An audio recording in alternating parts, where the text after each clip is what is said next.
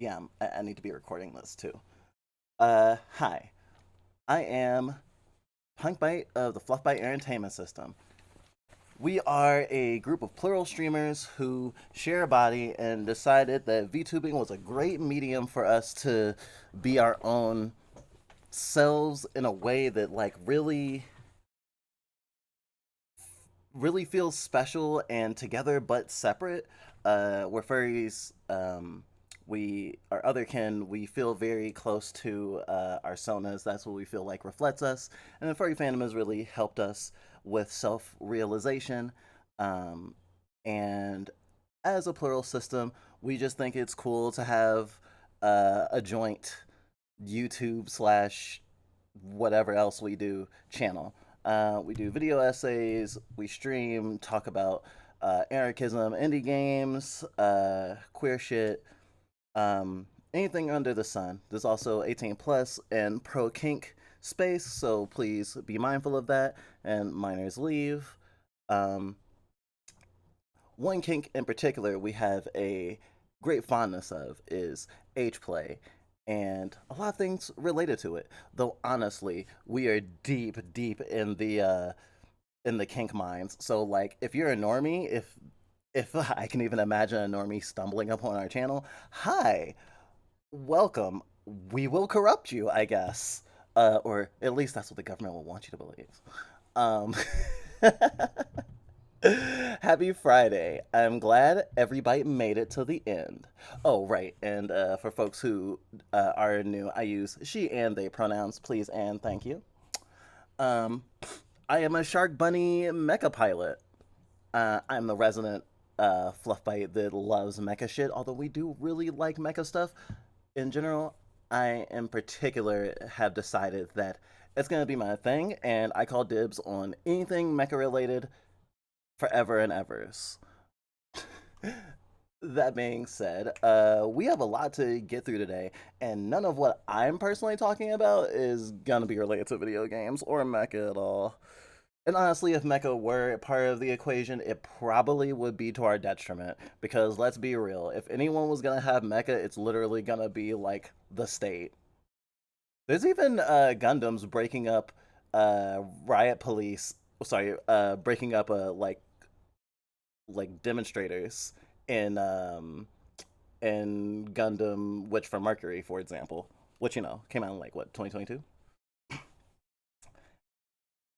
And it sucks that usually that really cool thing that you think about being something that will feel super fulfilling and power fantasy is actually probably just gonna be used to oppress more people. Uh, Hi. I hope everyone's well.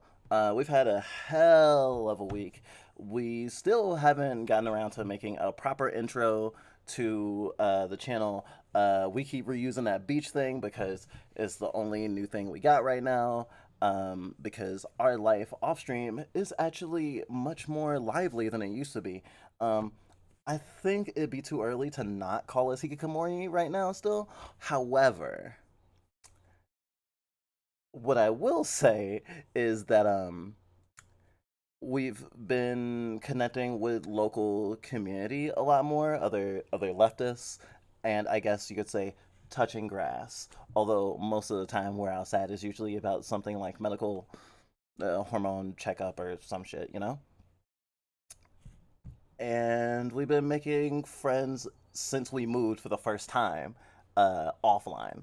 And that's been interesting to navigate, and we need to create a whole new internet presence so that we don't cross contaminate because in using the fucking Spider-Man Peter Parker metaphor we love to use, um,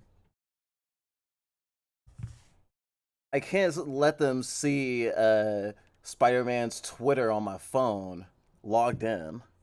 So I have to build something else for the local scene. Basically, if someone meets us in flesh space, they have to really earn getting to know about the Fluff by Entertainment System because I don't know, just we don't feel comfortable sharing it with strangers or people we haven't, I guess, in a way vetted.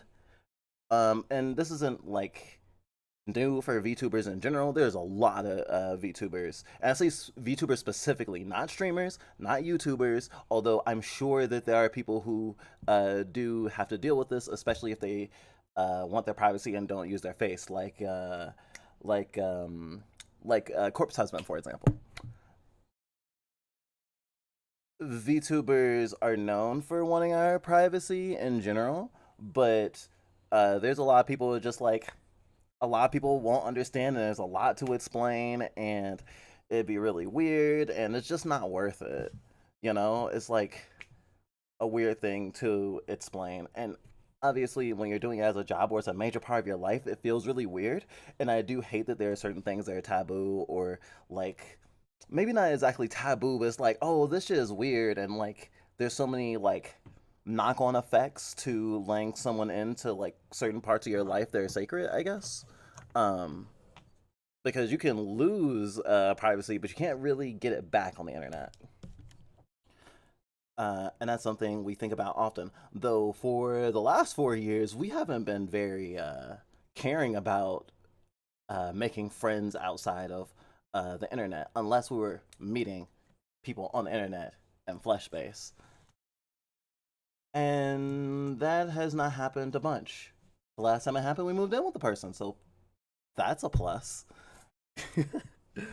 um,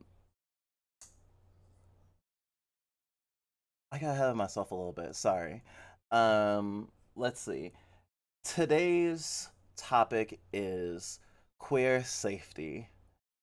And it was really hard to figure out the title for this episode because there's so much I could have said, or there's so much we could have said for the topic in terms of what we plan to cover, but I think in a too long didn't read sort of way, I want to say that today's topic is about queer safety, especially this summer and moving forward, given the state of, let's call it, public queerness. Also, for folks who have been keeping track, yes, we do still simulcast on both Twitch and YouTube, and we finally got our combined chat to work. Don't worry, Twitch, we're not actually showing it on screen as per the TOS or whatever, but we can finally not have a bunch of different things open, and chat is literally just part of our OBS right now, and we don't have to worry about who's where, and we can still see who posted from where. So, thank you, Restream. Let's see. We have a lot of stuff. It's funny that we haven't been doing video essays lately because we literally did so much research, and we continuously have been doing research for these streams since we started streaming again. And it's just insane to me that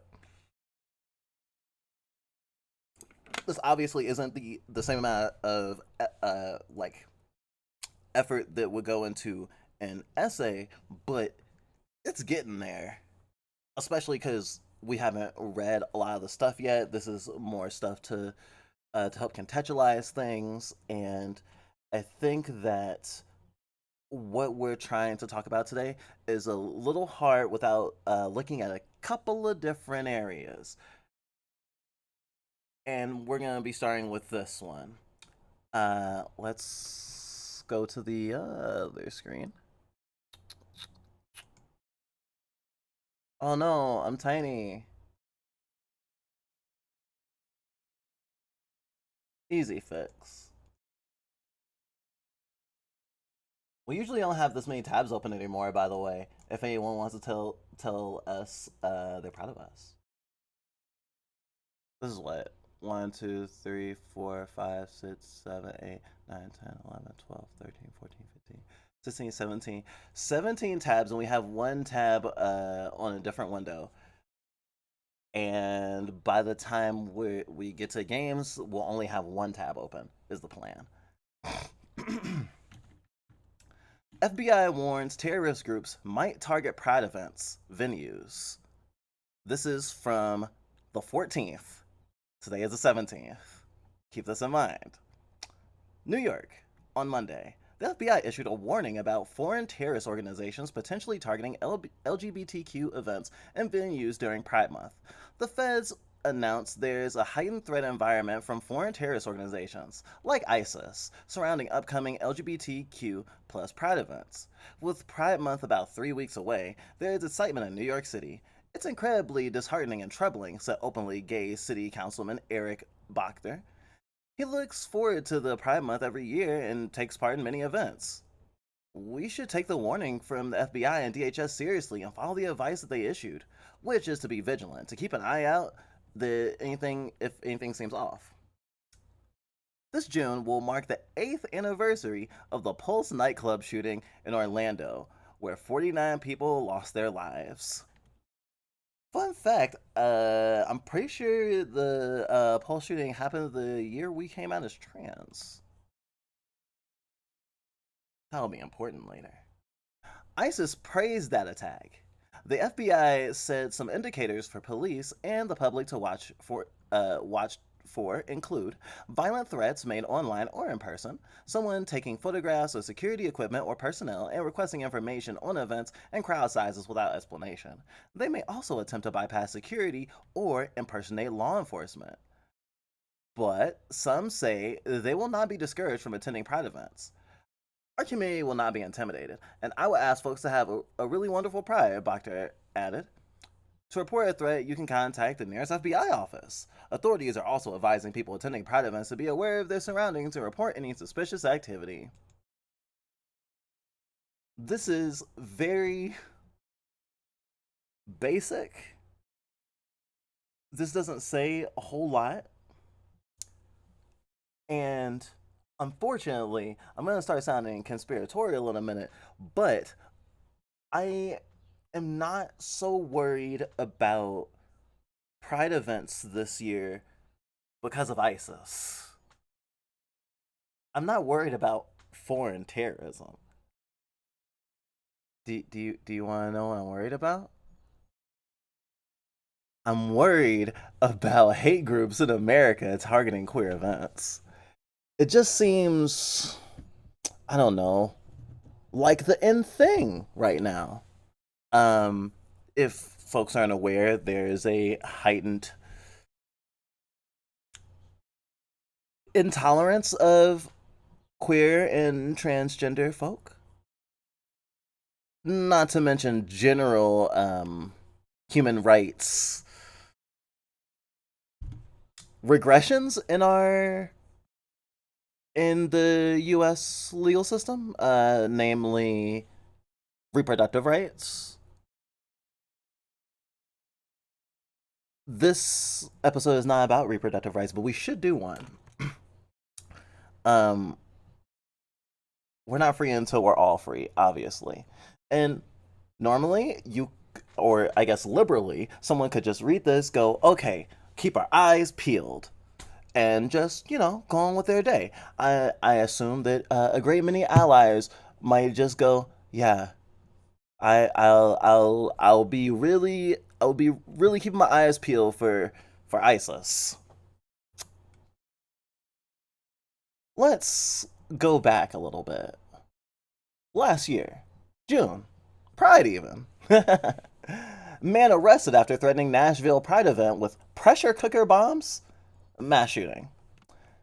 Nashville. A 25-year-old Midwest man has been indicted after threatening to commit a mass shooting and bombing at this weekend's Nashville Pride event, federal prosecutors said Tuesday. According to an unsealed indictment, Joshua Heasley of Houston, Kansas, is charged with 2 counts of transmitting an interstate threat related to this year's celebration, slated Saturday and Sunday in Music City, the U.S. Attorney's Office in Nashville announced. FBI agents arrested Hensley, also known as Josh Echo, Thursday at his home in Kansas. United States Attorney Henry C. Leventis said in a news release Tuesday, last week Hensley appeared before a U.S. magistrate judge.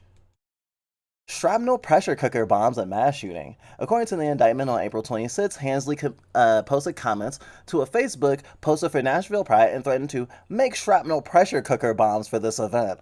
That's super specific, dude. In another comment posted the same day, Hensley threatened to commit a mass shooting. We will not tolerate hate based threats of violence designed to intimidate Tennesseans.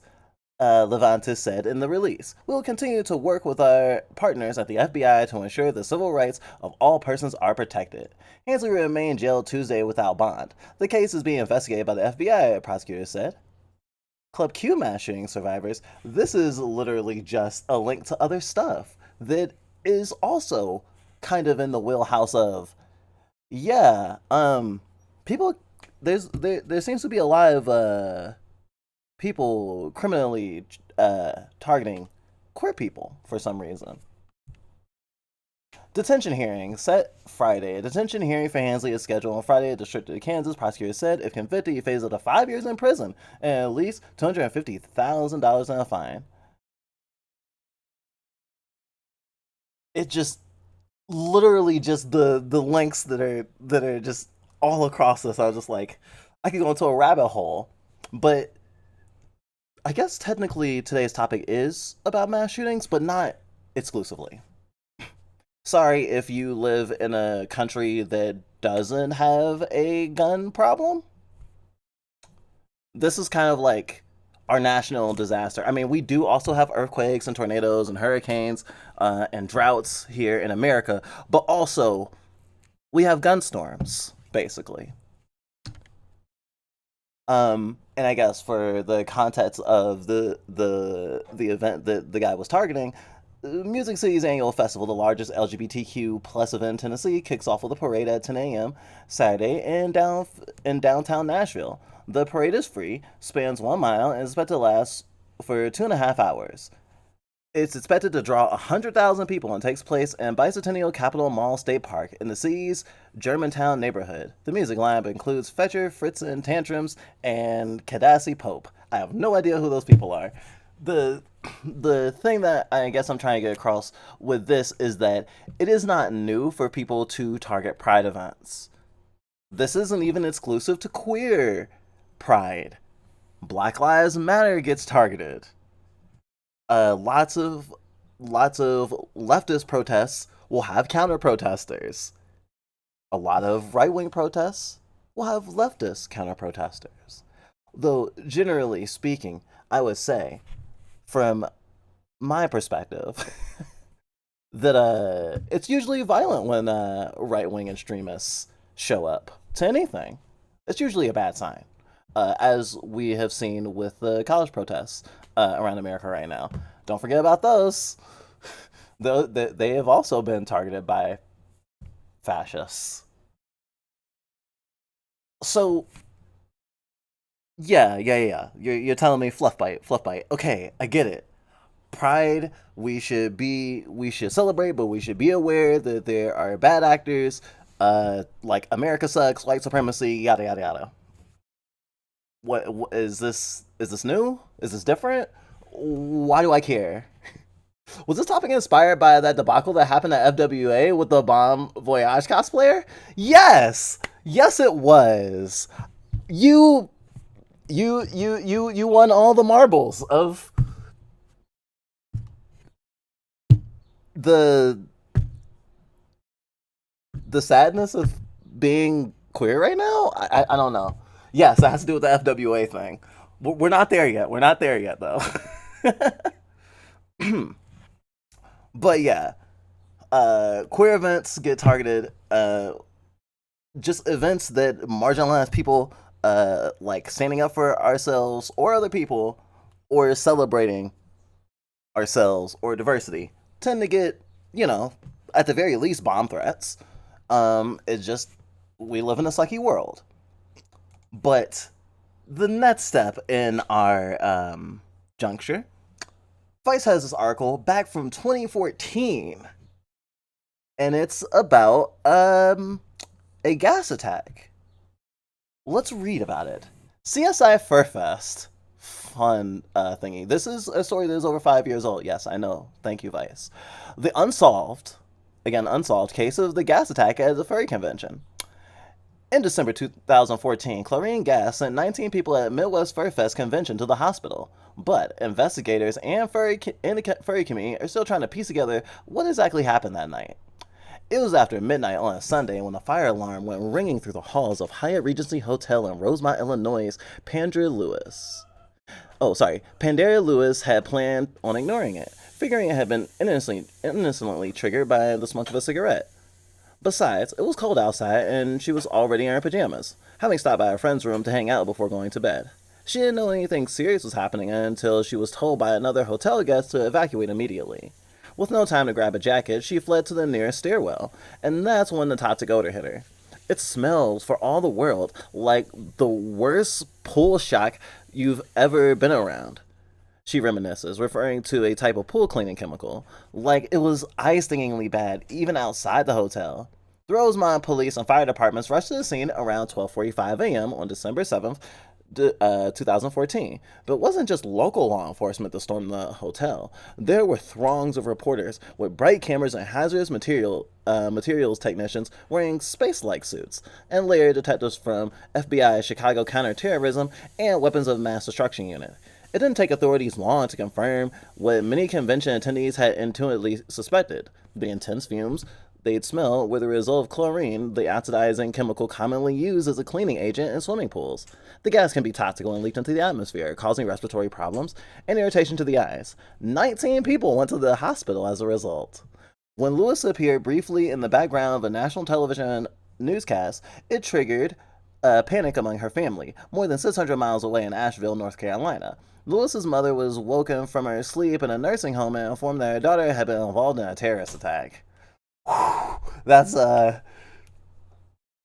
that's super vague, and it's just like, oh, as the victim or the perpetrator.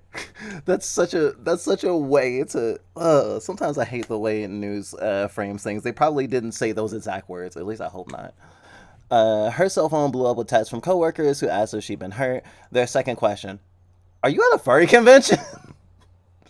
And that's how people found out that some people were furries. Awkward. The incident became a national news sensation, not only because authorities deemed it a deliberate criminal act, but also because it occurred during Midwest Fur Fest, the second largest furry convention in the country. The annual gathering brings together more than 4,000 people from all over the world, many of whom engage in role playing as anthropomorphic animals, sometimes while dressed in head to toe fursuits. This is in 2014, mind you. I don't know how many people last Midwest Fur Fest had, but I can tell you for a fact that like 2020 or 2021, whenever they came back after the pandemic, they definitely had like at least three times that, probably four times that. Like, yeah, furry interest and the fandom has exploded over the past 20 years, I want to say.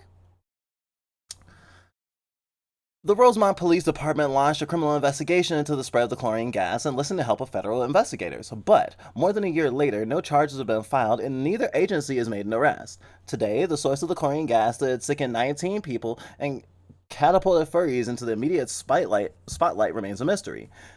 Convention attendees will reminisce about standing in the cold together until the wee hours of the morning, and while some laugh it off as an unfortunate one-time prank, many others are still searching for answers. Remember, remember this phrase for me. They're just laughing also as an unfortunate one-time prank. It's a special thing we'll save for later. An incident report filed in the Rosemont Police Department shows the case was logged into the system on December 8, 2014, assigned to a detective on December 29th of that year, and closed on July 29th, 2015. But the reports reveal little about what took place after December 14th, let alone 7 months later. The last page of the report sent to Vice by the Rosemont Police Department shows that the FBI had emailed the department its set of reports relating to the Midwest Fur Fest. The FBI did not respond to a request for the documents. Special Agent Garnet Kroon, a media coordinator for the FBI Chicago division, however, said that while the Rosemont Police Department may have closed its case, it's not uncommon to reopen an investigation if either department were to get a lead. It's always ongoing, because whether a year from now or 3 years from now, evidence is developed or tips are called in or somebody comes to the FBI and informs us. Hey, I know Hey, I know who the bad guy is, he told me over the phone. Well, if it's not past the statute of limitations, the FBI reserves the right with the U.S. Attorney's Office or the state's Attorney's Office to prosecute the case. He said that they still consider it a criminal investigation. Detectives from the Rosemont Police Department declined to comment directly on the case, but reports they provided to Vice show that in the days following the incident, officers interviewed at least 30 hotel guests, more than 19 hotel employees, and a number of hospital workers, taxi drivers, and staff employed at local pool and hardware supply stores that sell chlorine. While officers investigated the whereabouts of several individuals, it's unclear how many were considered suspects during that time. Who would have done it? Was it a furry from inside who was looking for attention in this sort of messed up way? Asked Tommy Bruce, a Maryland based photographer who attended MFF in 2014 and has been documenting furry conventions all over the country for the last 6 years. Sounds like he's not furry, and I hate to be like, you're dumb, but you're dumb. Like, I also hate this because when a group is targeted by a hate by a hate group or a hate crime, people are very quick to go, yeah, it was from inside the group, and that just pisses me the fuck off. But moving on, and actually, just to just to just to hammer it home, even if the person identified as a furry, that doesn't mean shit. But this episode is not about the burn furs either. That could be a thing. We should do a list of topics we could do and have people vote on what to do streams about in the future. Photos Bruce captured the night of the evacuation, all tinted red and blue from the flashing lights of nearby cop cars, depict scenes of chaos, panic, compassion, friendship, and then boredom as crowds waited in the convention center across the street for hours before they could enter the hotel again. In one image, a person dressed as what appears to be a large black and white skunk wrapped white fuzzy mittens around a friend's shoulders. The friend cradled his mascot like lion head under his arms. In another photo, a shirtless man wearing a bear head and a leather harness strapped around his chest raised a fist to the sky as if in protest. Or joy. Or maybe rage. But not every scene was quite as pleasant. One image shows a woman in a gurney being wheeled into the back of an ambulance. Another shows a man gasping for breath as he clings to someone in a white fursuit for support. When first responders arrived at the scene that night, they used a chlorine meter to lead them to the source of the noxious odor, donning self-contained breathing apparatuses or large face-covering masks attached to an air tank that's worn like a backpack. The firefighters headed to the ninth floor of the Hyatt Regency, where the meter recorded a gas level of 1.4 parts per million. That's about the rate at which humans will generally start to experience mild irritation from chlorine, and can typically only tolerate it for about an hour or so, according to the National Center for Biotechnology Information. Though Midwest Fur Fest panel Though Midwest Fur Fest panels, dances, and exhibits were scheduled in ballrooms and meeting halls on the first three floors of the hotel, attendees booked a majority of the 1,000 plus guest rooms throughout all 10 floors, meaning furries were spread throughout the hotel that night. By the time the firefighters reached the stairwell of the West Wing, the gas level had soared beyond 60 parts per million, double the rate at which people exposed to it immediately started to feel chest pain and shortness of breath. Exceeding the meter's maximum reading, exceeding the meter's maximum reading. Humans who inhale that level of chlorine in the atmosphere risk contracting toxic pneumonia or acute pulmonary edema, which can develop into respiratory disease, according to the NCBI. But hotel guests complaining about having itchy red eyes and trouble breathing had reported the odor long before emergency responders encountered it, said Lewis, who had been on staff at Midwest Fur Fest at the time. But it was at night during the convention. Many of them had a few drinks, so the medical team just assumed. Oh well, somebody just spilled something on the stairs. Maybe a maid did it or something, she said. It was only partly late into the evening that it became clear. Somebody had done something deliberately. Firefighters spotted the evidence in the stairwell landing between the ninth and 10th floors. A white powdery substance and the broken glass remains of what appeared to have once been a mason jar. The firefighters retreated from the stairwell and requested backup assistance once they noticed a yellow and green liquid running down the walls. When the hazmat technicians arrived, they swabbed 8 samples, both of wet liquid and the dry powder, from 4 different stain patterns on the walls and the landing of the stairwell. Wow, they actually did work. I'm so proud of them. The samples were then packed into adsorbent pads in a steel drum, but the tests later conducted turned up inconclusive due to a faulty instrument, according to the police reports. Investigators had already confirmed the heightened levels of chlorine gas with the chlorine meter. It's unclear whether there were substances other than chlorine present. Outside the initial first responders and assisting in the evacuation of our attendees and staff, Midwest Fur Fest relinquished complete control of the on site emergency response and the subsequent criminal investigation.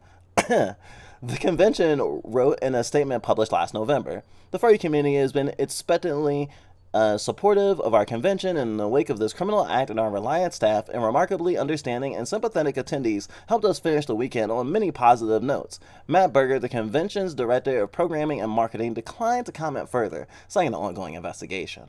Midwest Fur Fest sent out a series of tweets throughout the evacuation to keep attendees informed of the situation, but the tweets provided little clarity, stressing how little organizers knew about the nature of the emergency. In the absence of information, rumors quickly circulated, becoming magnified and multiplied through social media. Twitter was just blown up for the entire night with people in the convention, recalls Bruce, explaining the furries commonly use the social network to follow stories and updates from a convention, especially if they can't attend in person. It was interesting to be part of that experience within the furry community where there is a sort of an internet megaphone like system throughout the whole community, throughout the whole chlorine incident, and there's so much ability to communicate ideas rapidly. Some of the early speculation included one theory that chlorine had leaked from a hotel swimming pool or a storage area, or that maybe a ceiling pipe or an air conditioner had sprung a leak, spewing nasty chemicals out into the atmosphere. But the Hyatt Regency O'Hare didn't have a swimming pool, and why would chlorine be carried through pipes anyway? Others posit that maybe things got out of hand during a domestic dispute, or the kid's science experiment had exploded, or the hotel guests had decided to clean rubber work equipment with chlorine products. After all, the hotel guests, including those who had nothing to do with the Midwest Fur Fest, got herded into a nearby Donald E. Stevens Convention Center about an hour after the evacuation began. Social media served another practical purpose, locating those who had been separated during the convention. People were holding their cell phones up in the air in the convention center and taking panoramic pictures and then posting them to Twitter to see if you can make sure friends were okay, remembers Lewis. And being holed up in the convention center wasn't all doom and gloom. After all, many people had been coming from parties and raves that typically lasted until all hours of the night on Saturday of the weekend-long convention. Some were intoxicated or chemically altered, and some were in various states of undress, from fetish wear to pajamas to full-on fursuits.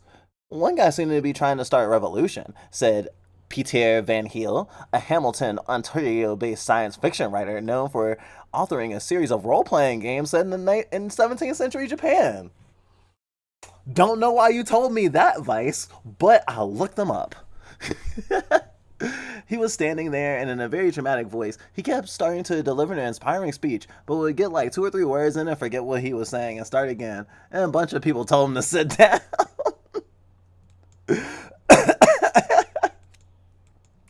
Coincidentally, the convention center had been hosting another kind of furry convention earlier that day, only at that one the animals on display were real. Okay. The cages and kennels strewn about suggested the dog training show had taken place in a massive auditorium, and some of the dogs had been left in cages overnight, their barking and yapping audible according to Bruce. A photo he snapped at the scene showed the Rosemont Police Department had also had a dog training exhibitor during the convention. Little did officers know that they'd be returning to the scene again in the middle of the night. It was sort of like all the people dressed as animals were walking past all the accoutrements for grooming animals. That was kind of funny, said Heel. I'm glad they had some levity in this. Amid the chaos, there was also moments of tenderness. The furries in warm animal suits giving up their winter coats to those who needed them. The man who ran a McDonald's and brought bags of McMuffins to distribute. The neighbors who bought carafes of hot cocoa, and a nearby hotel that offered up their rooms so people wouldn't have to sleep on the floor of the convention center. All in all, the evacuation lasted nearly 5 hours. Firefighters also ventilated the area by opening a rooftop hatch in the stairwell and opening doors on the first floor. Around 4:20 a.m. Blaze it. When the chlorine meter read 0, guests were free to return to their rooms. The convention ended that Sunday night, and thousands evacuated the building once more, this time to return to reality and bid farewell to their weekend escape. The Midwest Fair Fest went on again last year without a hitch, but the mystery of the chlorine has not yet evaporated. Ken Smith, whose fursona, a term widely used to describe a furry's persona, is a leopard-fox hybrid named Malcontent, is still haunted by the gas incident, even though he didn't attend Midwest Fur Fest 2014. But the San Francisco-based furry is a regular at half a dozen conventions across the country, including Further Confusion in San Jose, Furlandia in Portland, Biggest Little Fur Con in Reno. Oh, I don't know about that one. And Rainforest in Spokane. We could also do an episode about fucking rainforest. That's a whole thing.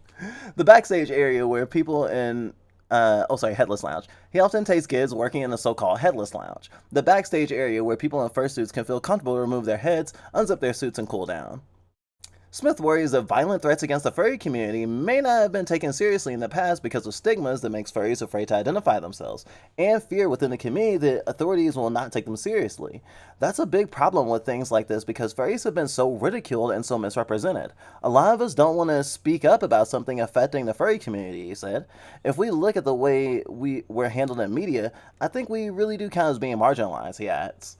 It's so funny hearing this context for this back then, because at the time that this happened we weren't a furry yet, but we are from Chicago, so we're familiar with the area, and we had been to anime conventions. We had been to a ton of anime conventions before that, and we eventually did go to Midwest Fur Fest several times, and almost every time was a blast.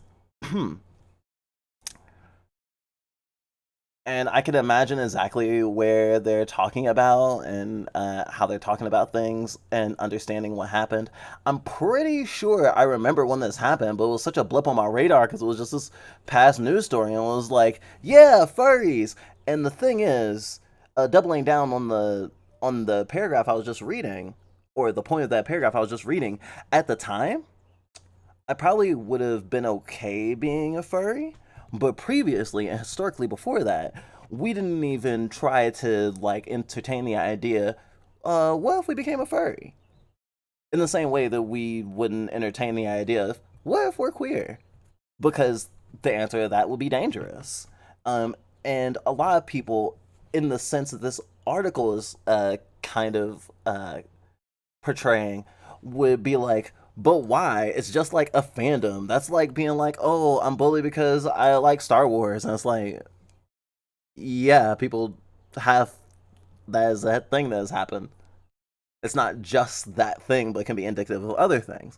And interesting, a lot of niche things is, the whole hammer uh, looks for nails that aren't all the way down or whatever. I'm saying it wrong, but you get my meaning, right?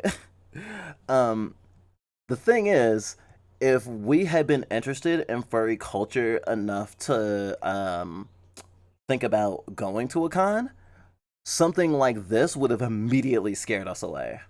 Which is kind of the point. Oh, hey, Specky. Hope you are doing a good worky work. Hope you're off soon. And happy Friday. Yeah, it's Friday, right? And hello to any bites who walked in while I've been chattering away. I hope everyone's well. Feel free to tell me about your day as well. I continue to go down this line of history to make a very long-winded point about queer safety.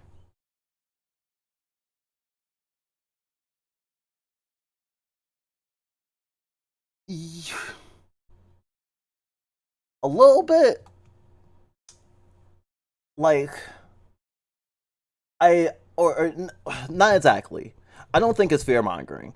I think that because of the way that that furries have been represented, and because furries, especially when covered by media, have been overly divorced from the queer roots of the fandom, and the value of queerness within the fandom, and like the fact that furry fandom is a very queer space just to be, that it's actually when being trivialized and people are like doing these misdirects, it it it serves to it serves to do more harm than good.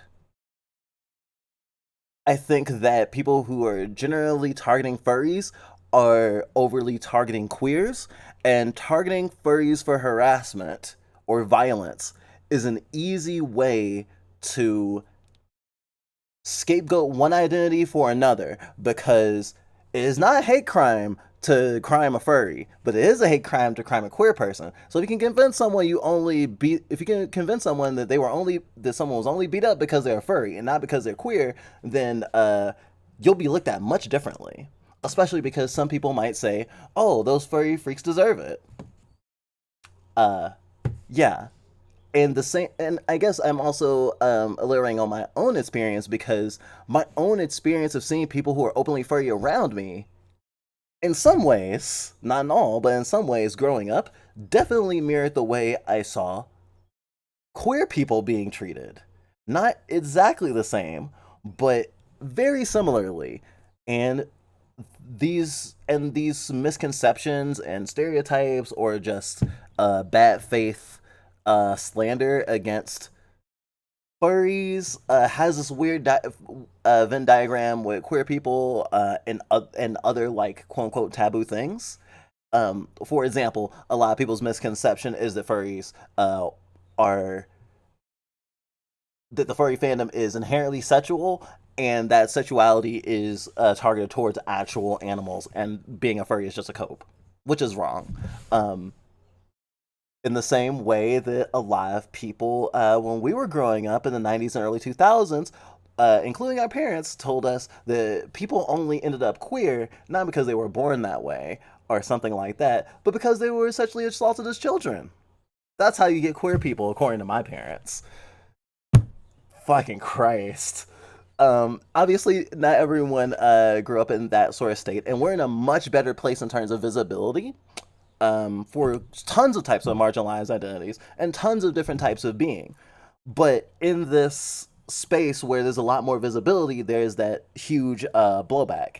And as much as just focusing on queer rights, for example, is important, like fighting on all fronts against injustice is important, especially when certain identities are used as justifications for doing bad things.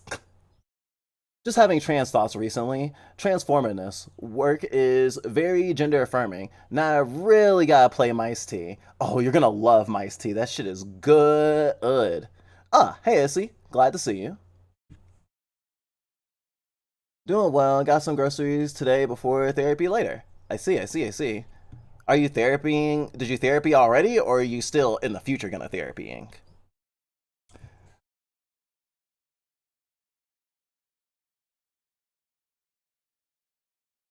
We look at the way we're handled in the media, and I think we really do count as being marginalized, he adds. He points to a 2003 crime scene investigation called Fur and Loathing, which depicts rampant sexual deviancy and even murder at a furry convention. There was a 2014 episode of Dr. Phil dubbed Animal Obsessed, where he says painted furries as lowlives and freaks. One of the talk show's guests, for example, eats dog food out of a dish, and another chooses furry conventions over a college education. But for many in the community, the biggest blow to their image dates back to 2001, when Vanity Fair ran a cover story set at Midwest Fur Fest. Many furries took issue with writer George Gurley's depiction of the community as sex crazed misfits with bizarre fur fetishes. This is probably what kind of made the social consciousness about furries very sex centered.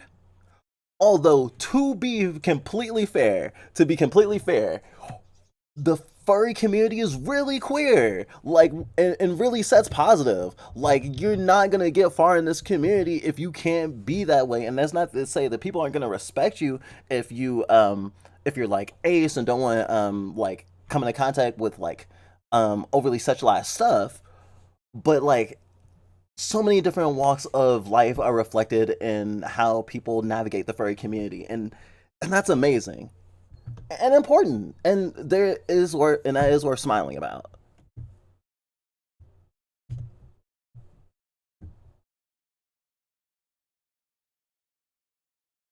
For example, one attendee girly profile has an entire room filled with stuffed animals. He calls people with an erotic attachment to stuff, children's toys, plushophiles. Another section of the story describes furries as using their own language for mating. Terms like yif mean sets, and the word spooge denotes semen. One possible outcome of a so-called fur pile, Gurley explains. That was the first big exposure people had to furries, and of course they turned into a bunch of lurid sex references. I'm not saying they're not adult aspects to our fandom, but it's not even 20% of what happens at conventions. There's a lot of awesome stuff that happens at conventions, the and by and large, a lot of it is safe for work.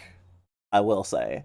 And conventions aren't the only part of the furry community. And I think I want to put special focus on the online part of the community, especially because most furries cannot afford to attend fur conventions, let alone several. And there are, I mean, around the world there's a lot, but even in just America, I would say just during the summer alone, there's probably like 12, at least 4 or 5 really big ones.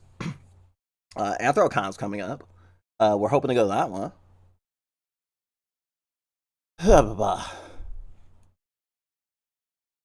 After the Vanity Fair story was published, most furries collectively decided to shun the press, banning reporters from attending conventions. It's the reason most of the people I spoke to for this story were reluctant to grant an interview request, initially referring to us to spokespeople or doing extensive background checks to ensure I had no intention of misrepresenting them.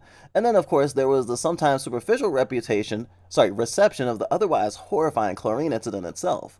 For example, a segment of MSNBC News show Morning Joe went viral after anchor Mike Barizia erupted into a fit of giggles at the mere mention of furries while attempting to report the story. Some furries refer to it as fur-sexuation, believing they make easy targets for people to persecute. Ooh, I know that one. That's victim blaming. Oh my god, I saw it. Did you see it? Did you see it, chat? Victim blaming. Oh, persecution, like persecution. I get it now. Wow. Actually, it reminds me of my own past. I remember I was told by our cop parent, well, maybe not me because I wasn't fronting. We were told by our cop parent growing up, after getting mugged for the first time, that we were a mark and we shouldn't be too mad because, you know, we're just such an easy target. We had like a giant book bag, think like, um, what's his name? Dude from Death Stranding. Like we had like a Death Stranding backpack. We were like a fucking turtle. It was ridiculous. Um, and t- I will say that in ways that we have reclaimed, being pitiful in a way is not the worst thing, but at the same time, like will we have the same relationship with like a bullying fetish if not for being actually bullied severely growing up? Who knows? Let's not dwell on it. I also want to mention that a lot of like niche cons have very similar like community standards. Like there are like baby fur and ADBL conventions, and they generally make you sign a waiver saying that you promise that you're not going to cover the con for like a publication or anything. Like you can't be going. You legally are saying. I guess I don't know if it's under perjury or something, but it's like I'm not coming here for a news story. I promise. And they have like really strict rules about like cameras and pictures and stuff. For example, while that may be the case, Samuel. Wait, I need water. Ugh, fuck. While that may be the case, Samuel Conway, a North Carolina based scientist and researcher who also chairs Pittsburgh's Anthrocon, the world's largest furry convention, brushes off any suggestion that furries should be fearing for their lives. He says all the hype surrounding the cloning incident at the Midwest Fur Fest was just that hype. Was it a nasty incident? Yes, it was. Did people get injured? Yes, they did. Do I care? No, I d- sorry. Conway, a former Red Cross volunteer who's trained in emergency management services. But the news media kind of painted this picture, like they had the world thinking there were probably 50 Al Qaeda agents sitting on the hotel with grenades or something like that. He said, admitting that others in the community were accusing him of being too flippant about the incident. I love that that's the also giving 2014 and still like Iraq War vibes. Um, it's so interesting that the type of hate they're envisioning is an organized militia group and not just regular old bigots, you know? It doesn't take a lot. I mean, I'll say what I usually do about how the police don't usually do work, and I guess technically they didn't. The FBI did, uh, looking into like the places where someone could have bought chlorine, but that makes sense. This was a premeditated thing. This wasn't just some flippant action, and they did not get caught. There's no worldwide anti furry conspiracy, stresses Conway, better known online and during conventions as the lab coat clad samurai cockroach Uncle Kage. Oh, yeah, I know of him. The mentality out there that some people have is that if they don't understand something, they immediately want to mock it. Okay, if it makes them happy, swell. Whatever, knock yourselves out. And I will say, the person, if this furry is the furry that I'm thinking of, is a white cis guy. And I mean, not to say that there aren't white cis guys that can't be uh, attacked, like you could be queer, for example, or autistic, or what have you. But I feel like there is a particular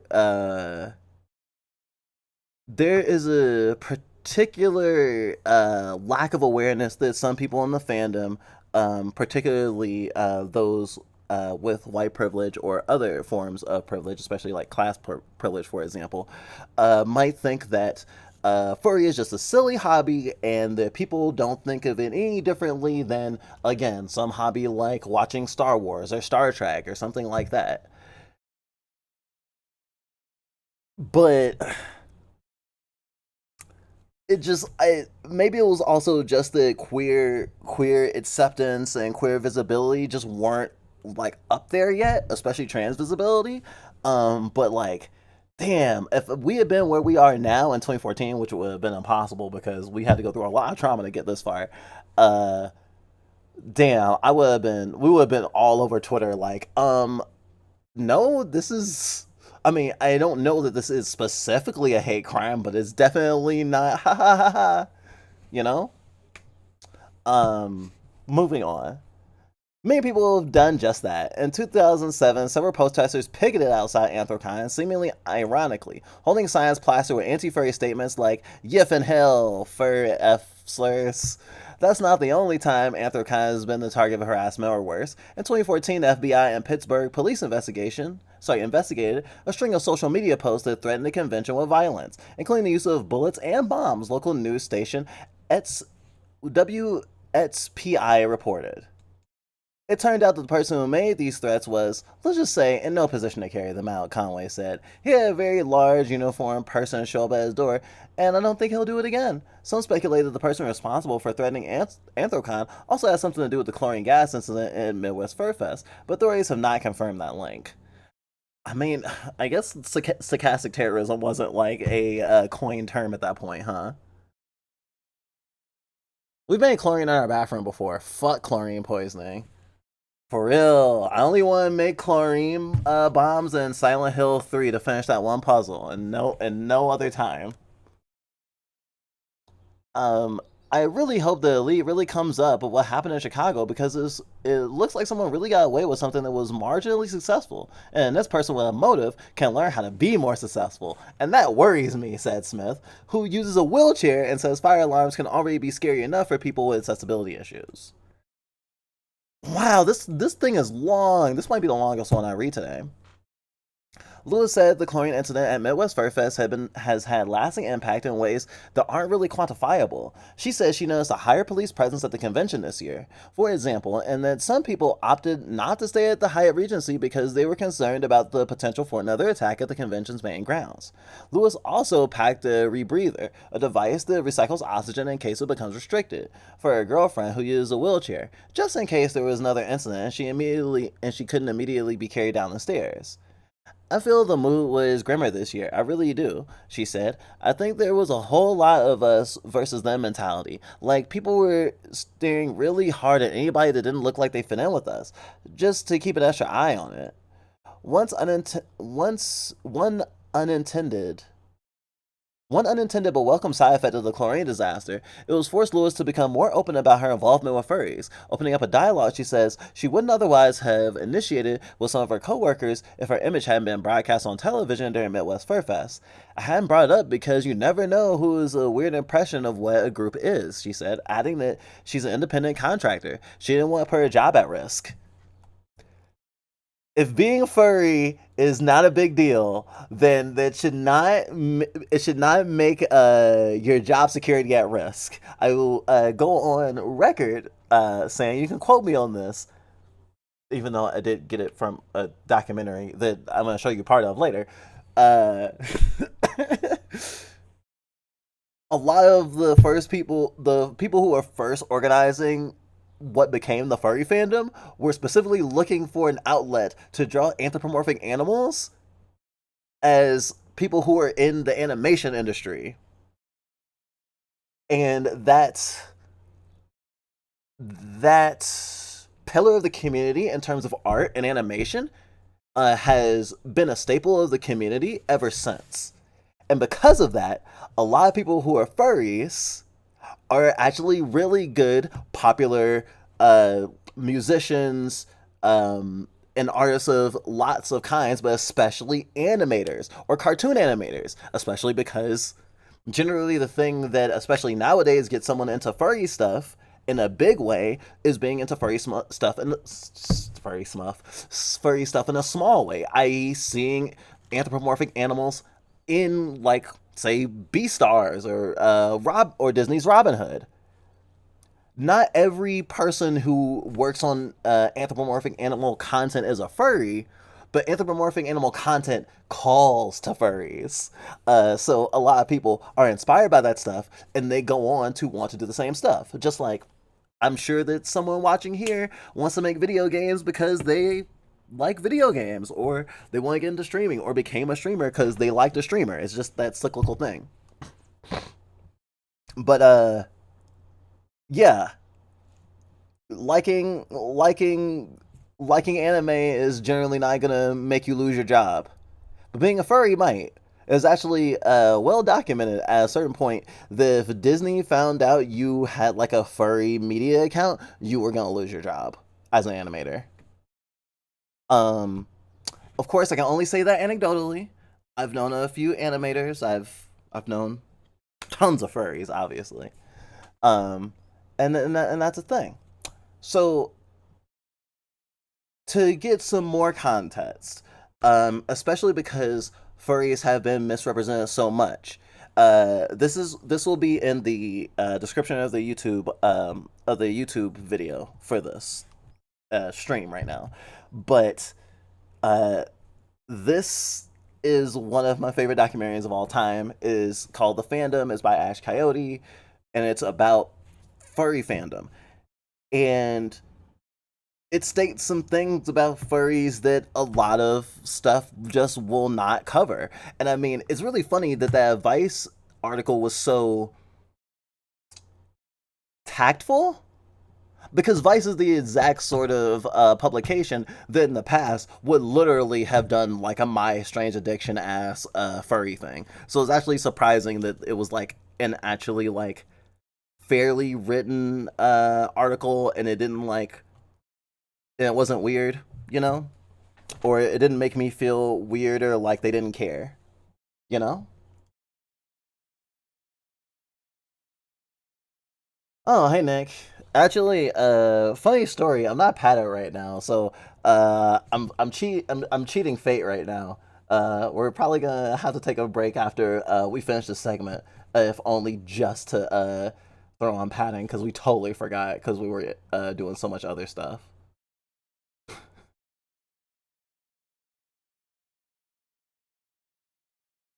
Um, but yeah,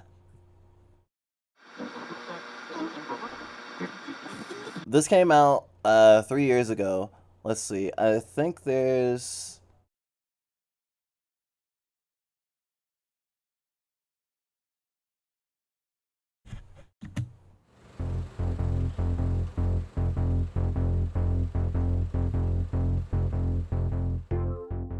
We loved Japanese animation, and nobody knew about it except for the few shows furries we are were also getting to see commonly with subtitles. weeaboos. This is the city, Inglewood, California. This is where the Los Angeles chapter of the Cartoon Fantasy Organization meets. This chapter is the first chapter in the club and has been meeting here for 5 years. Wow, blast from the In past. 1977, myself and 4 other people, some of whom were animators in the business, actually TV animators, we decided more people should see this stuff and started a club. And it was the first anime club. The very first anime fan club in America. But a lot of the people that came to the meetings, I mean, were anime also did definitely into affect animal characters. furry stuff because it's animation Which is overall, why the not just American mascot of the animation. club Like Kimba the White became one of my Lion, skill tags, which plurific, are sort of an Plurific? alien mammal based on weasels. prolific. Inglewood, California, also the place where those "You've Got a Gay" propaganda films came from. Oh, really? I feel like Vice's reputation is all over Would the come to place. the screenings They're and considered we'd too hang left out for the and right talk, and too right for the left we and saw too each weird for other the center. more and more after that.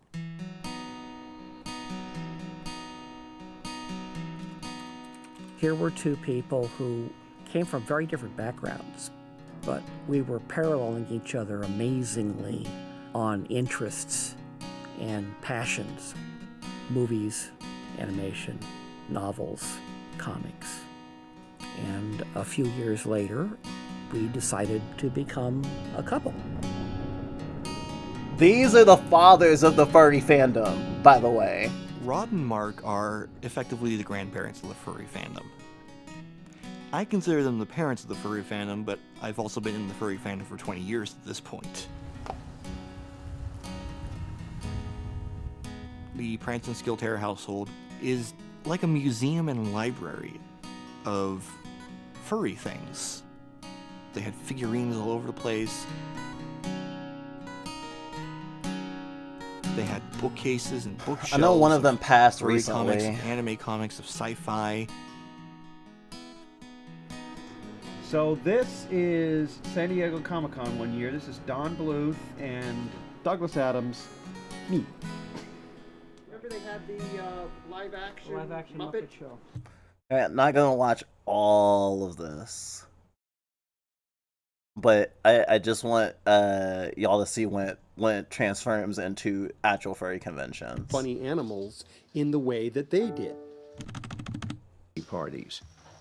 The term furry had got around and stuck enough that when we had another party at WesterCon 1986 in San Diego, we decided to call it a furry party.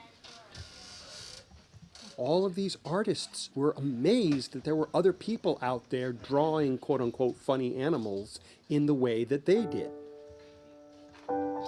Artists who never met who drawing the same kind of shit, you know? Someone would walk into our party, pull out a sketchbook and say, "I was the only one I thought that was drawing this kind of stuff." And that just kept happening again and again. They had this same revelation as I did. I'm not the only one. I always thought I was weird. I always thought no one else would understand. And that's, I need you to understand, like, it's this sort of shit. And look at the person this old saying that shit. Like, how can I can't look at this and not be like, this is queer as hell. That sort of experience is so fucking queer. Like, I don't Sorry, you can't change my mind on that one. I'm a funny fish rabbit. Yes. Um. So that's a thing. Also, I just want to first furry convention isn't until over here though. I see. We I don't think I need to belabor too much of the point of furry being queer, but let's see. Would be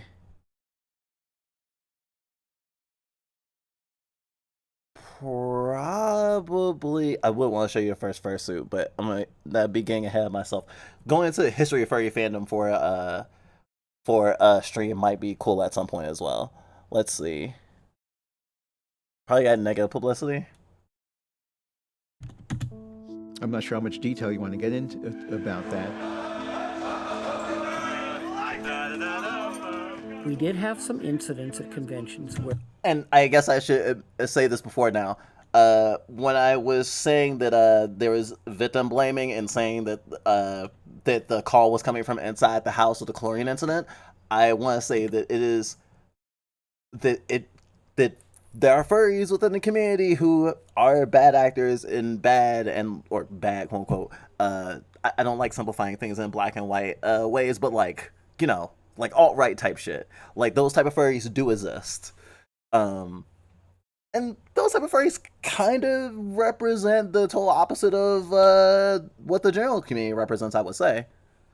And this is part of that history as well. And I wanted to point it out, especially because a lot of people sometimes think in that way that they have divorced queerness from furry fandom. Sometimes that someone came into the furry fandom and made it queer, as opposed to it just being kind of baked into the makeup of it as it evolved, and just being an accepting place that fostered that, and also was just very pro kink in a lot of ways for a lot of people, and was founded by adults. I think is also important because like these were people with capital, with jobs, who could rent out like spaces and hotel rooms and stuff like that. And I gotta hand it to them. They really laid down the groundwork and did an amazing job. That now the furry fandom can be accessed by people who don't have a lot of funds or capital. Though there are a lot of uh,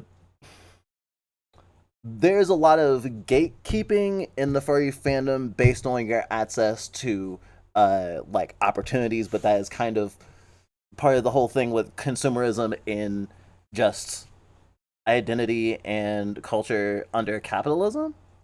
I don't think that's inherently what furry is about, but it has been affected by that. Although honestly, furry fandom has been really good at separating from or trying to keep as far away from being like commoditized to the degree that like video games or something are as a hobby. Been really good at avoiding that. And a lot of people are dead set on keeping furry, as they say, keep furry weird.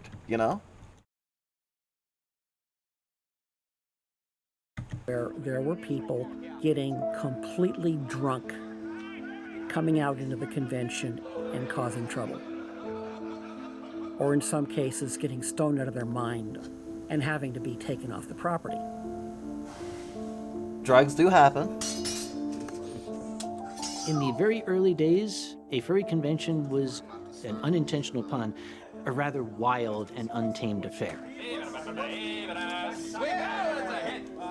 There was not a lot of attention paid to public decorum. And people were out there to have fun. They were letting themselves go. Let's just be crazy. That's fun and that's fine if you keep in mind that you're still in a public venue.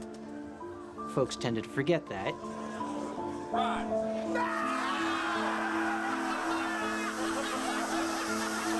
That does look fun as hell though, right? That's a psychedelic cousin, it's? Wow.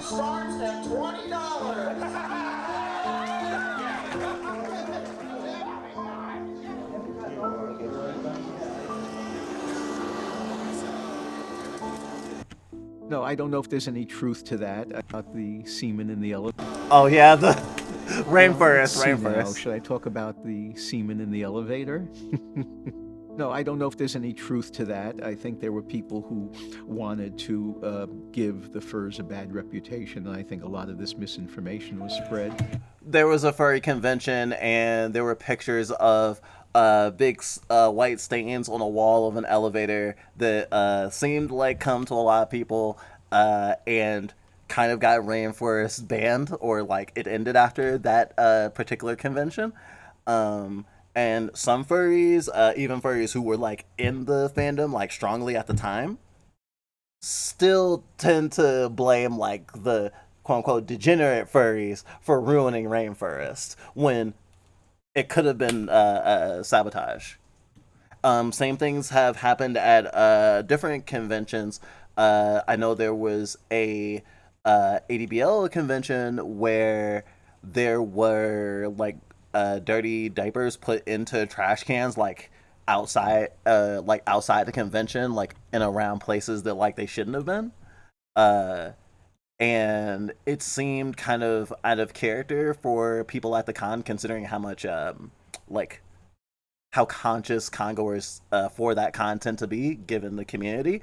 And a lot of people, even though it was never confirmed, were like, yeah, I feel like someone just like, you know, got a bunch of diapers together and like filled them with something and was like trying to get the con banned, you know?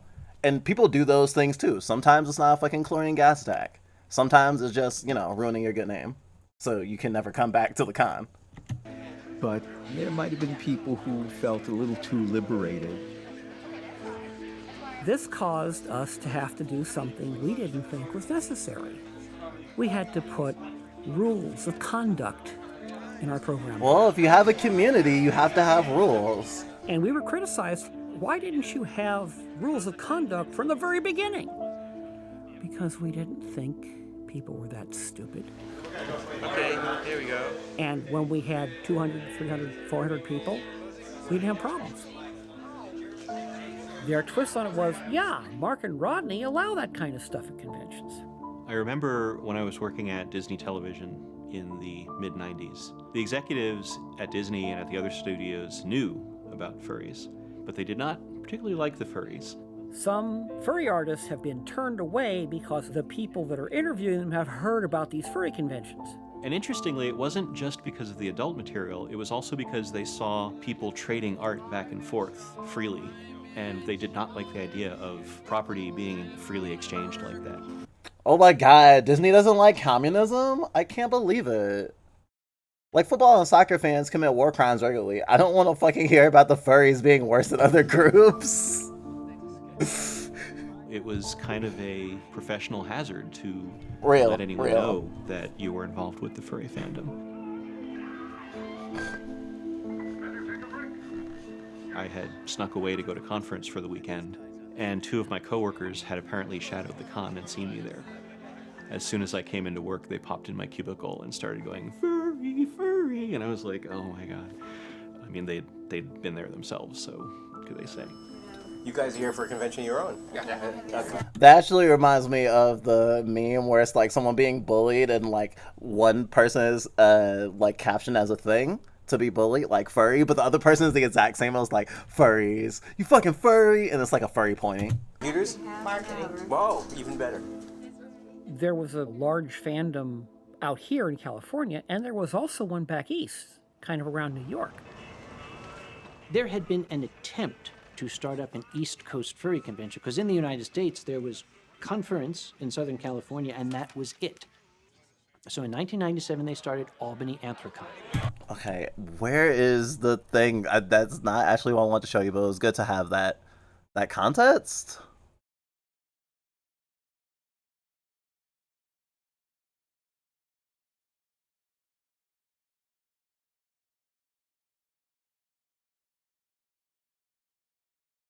Uh, I could have sworn there was a part here about like the burn furs.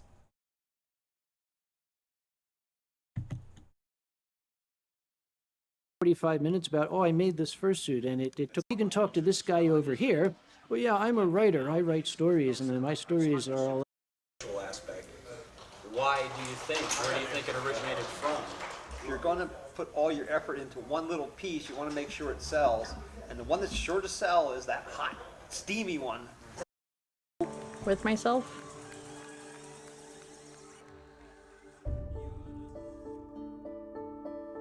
Since I was like 3 years old, I was trying to take a feather duster and put it in my shorts, and then I have a tail.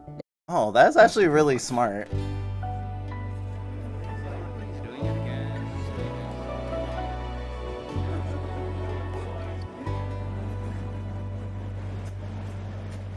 And that was the moment that I really realized I found a group of people that I not only related to, but they made me feel good about myself. The first 3 conferences, everyone who showed up was someone that I knew personally by name. We realized that the con had gotten so large that we didn't know everyone by name. Okay, I'm not gonna just scrub through this looking for the one part I wanted to continue to show y'all. This is an hour and a half long documentary. It's on YouTube. Put the link in the description of our YouTube video. We're gonna keep going. But there have been, I was trying to show the testimony of it, but there were people trying to claim like traditional like right-wing values were the core of the furry fandom. It's been a thing for years, and it's a cyclical thing, especially with how the wheel of progress moves, so to speak.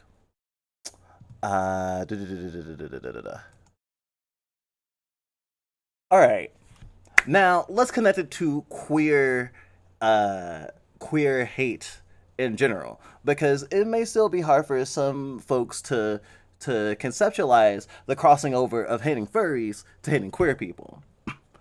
And I think this, instead of pulling up a bunch of different articles on the Litterbot School hoax issue, why not just look at the Wikipedia page? Starting in 2001, a false rumor alleged that the North American schools were providing litter boxes in bathrooms for students who identify as cats and who participate in furry or otherkin subcultures. I think it's funny because it's just using otherkin specifically. There's otherkins and there's also therians. It's kind of like bisexual and pansexual. It's like an overlapping thing that describes generally what could be said to be synonymous experiences, but have their own the terms have their own histories and stuff like that. American schools are providing litter boxes in schools for students who identify as cats or who participate in furry or other subcultures. Various American conservative and right-wing politicians and media personalities promoted the hoax in response to several school districts enacting protections for transgender students. So the thing is, right-wingers were conflating transgender identity with furry and otherkin and therian identities, which is not the same thing, even if there are a lot of furries who are also trans. And a lot of folks in the trans community that know people who have used furry and fursona or having a fursona to explore gender and understand themselves more. Many news outlets, fact-checking websites, and academic researchers have debunked such claims, and officials from every school named by those promoting the hoax were verified that the accusations were false. The claims have been described as internet trolling, fear-mongering, and anti-transgender rhetoric. The hoax was reported in Prince Edward Island in October 2021 and initially thought to be a joke, but had to be formally disavowed as misinformation circulated on social media. Rumors spread to other Canadian provinces and schools. In the United States, popular media coverage of the hoax originally revolved around a school in Michigan in December 2021, but spread to schools in several other states ahead of the 2022 elections. Several prominent 2022. Several prominent American politicians and media personalities spread the hoax, including Representatives Marjorie Taylor Greene of Georgia and Lauren Boebert of Colorado. Minnesota Republican gubernatorial nominee Scott Jensen, Colorado Republican gubernatorial nominee Heidi Garney, retired Brigadier General and New Hampshire Republican U.S. Senate nominee Don Bullock, podcast host Joe Rogan, and later clarified that there was no proof that they put litter bots in a particular school. Chavik Riachik of Lebs of TikTok, and Christian talk show host Bill Cunningham. Several parents of school-age children have amplified the hoax on social media websites such as Facebook. The hoax spread in North America largely as backlash against recognition of gender variance in schools. Some conservative politicians and activists argued the protections for LGBTQ plus students in schools had gone too far, and the litter box accommodations are what they thought might lead to nets. Despite them being no confirmed instances of schools providing litter boxes for students to defecate or urinate in, or planning to do so. Let's see. There is a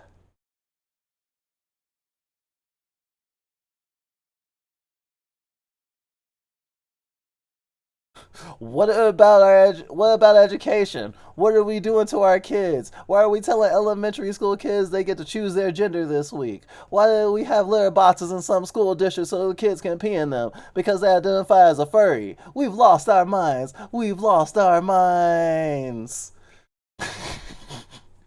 Jensen's campaign declined media requests to substantiate the litter box claim, which the Minnesota Department of Education and several school districts refuted.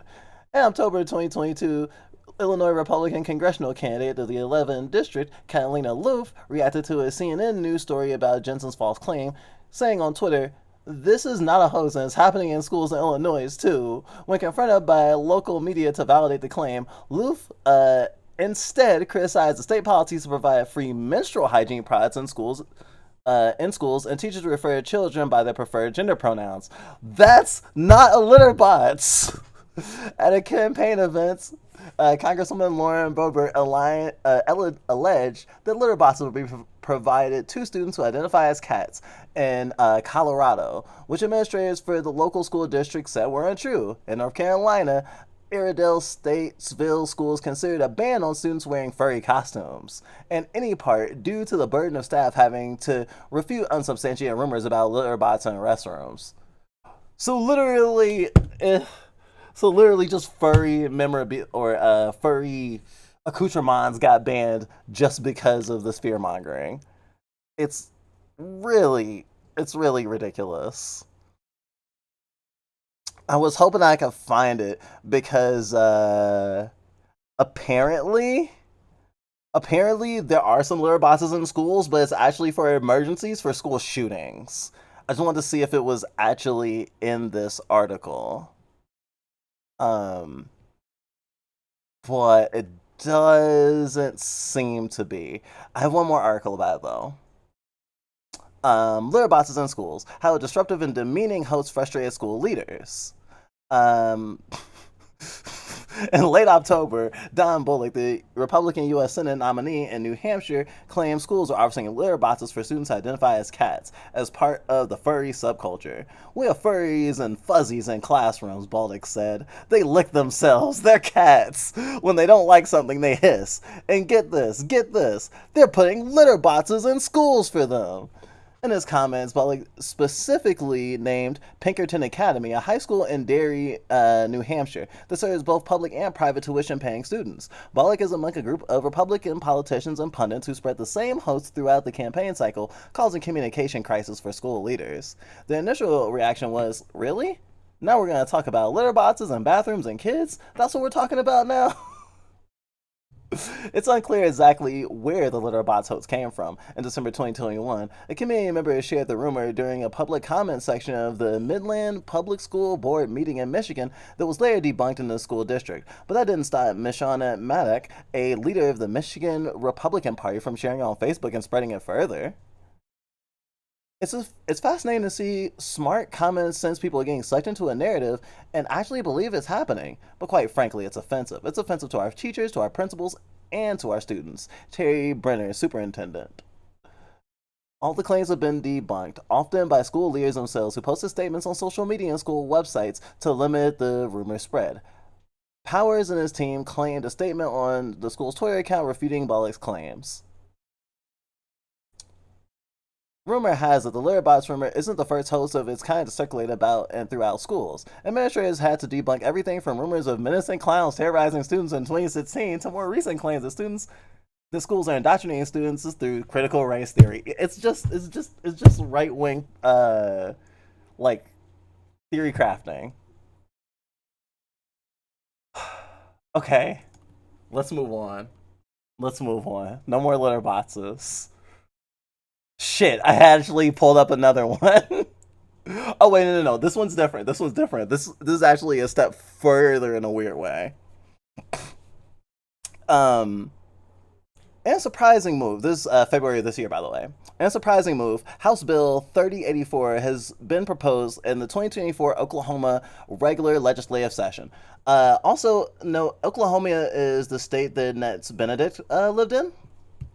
The bill, sponsored by Representative Justin Humphrey, adds to ban furries in the state's public schools.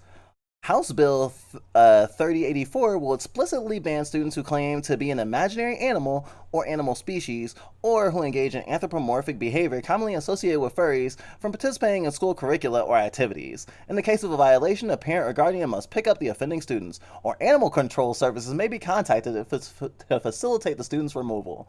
We'll open that in the new tab, because it's like, what is this real? I mean, apparently. I mean, it's how I put it. It's like formatted right. Furries are a community or fandom of people who share a common interest in anthropomorphic media, friendships, and social inclusion. While the intent behind the legislation is unclear, it raises questions about the necessity of such measures and potential violations of students' First Amendment rights.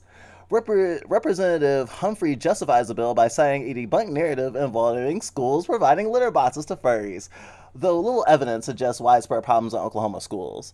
In a video posted on Twitter, Representative Humphrey said, "If you got an animal coming to school, how about we get them vaccinated? How about we get them neutered? How about we send them to the pound? How about you not threaten to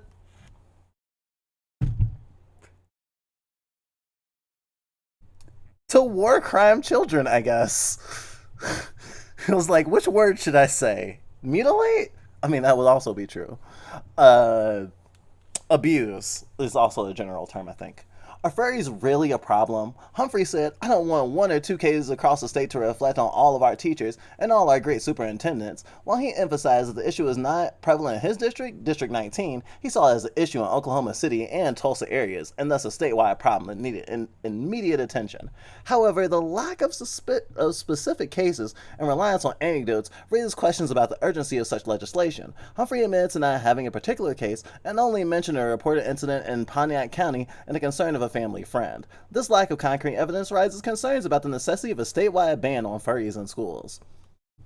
This honestly feels like how conservatives handle just everything they want to do. They, say a thing is true, and they just try really hard to make it true. It's just as much as possible. The First Amendment protects freedom of expression, and attempts to regulate furries' self-expression could face constitutional challenges. Yo, if furries get like a fucking constitutional clause, whereas even if it was just like freedom of expression, such as furries, would be awesome. If I saw that in my lifetime, I would be like, wow, I can't believe they use furries to placate us and make us think that we were safe, because that would not be necessarily what I would want. I don't really need that. That's like them making Juneteenth a national holiday, but for furries. The Supreme Court affirmed that symbolic student expression is protected unless it causes substantial disruption to school activities or invades the rights of others. So you can wear cat ears to school. Got it, college students. While dressing up as anthropomorphized animals might be confusing or unsettling to some, it generally falls under protected expression. HB 3084 could remove students who merely claim to be a particular animal, even without wearing animal-related apparel. This raises questions about the potential impact on activities like high school mascots, typically welcomed in school settings. The way I see it being weaponized against a student would be like, having their like public, say, Facebook or Twitter page cited as a reason that they're getting banned from school or banned from activities. Where it's like they haven't said that they're furry in school, but since they said it online and that in their profile is public, that they'll be punished that way. I don't think that that'd be that's out of the question. The bill, seemingly dismissed by some as a stunt, underscores the potential consequences of absolute indiscriminate bans on expression. Legislation targeting objectionable behavior might unintentionally restrict common or accepted practices within schools. The proposed law may jeopardize costume mascots, a cherished tradition in many schools, from participating in events like pep rallies and sports games.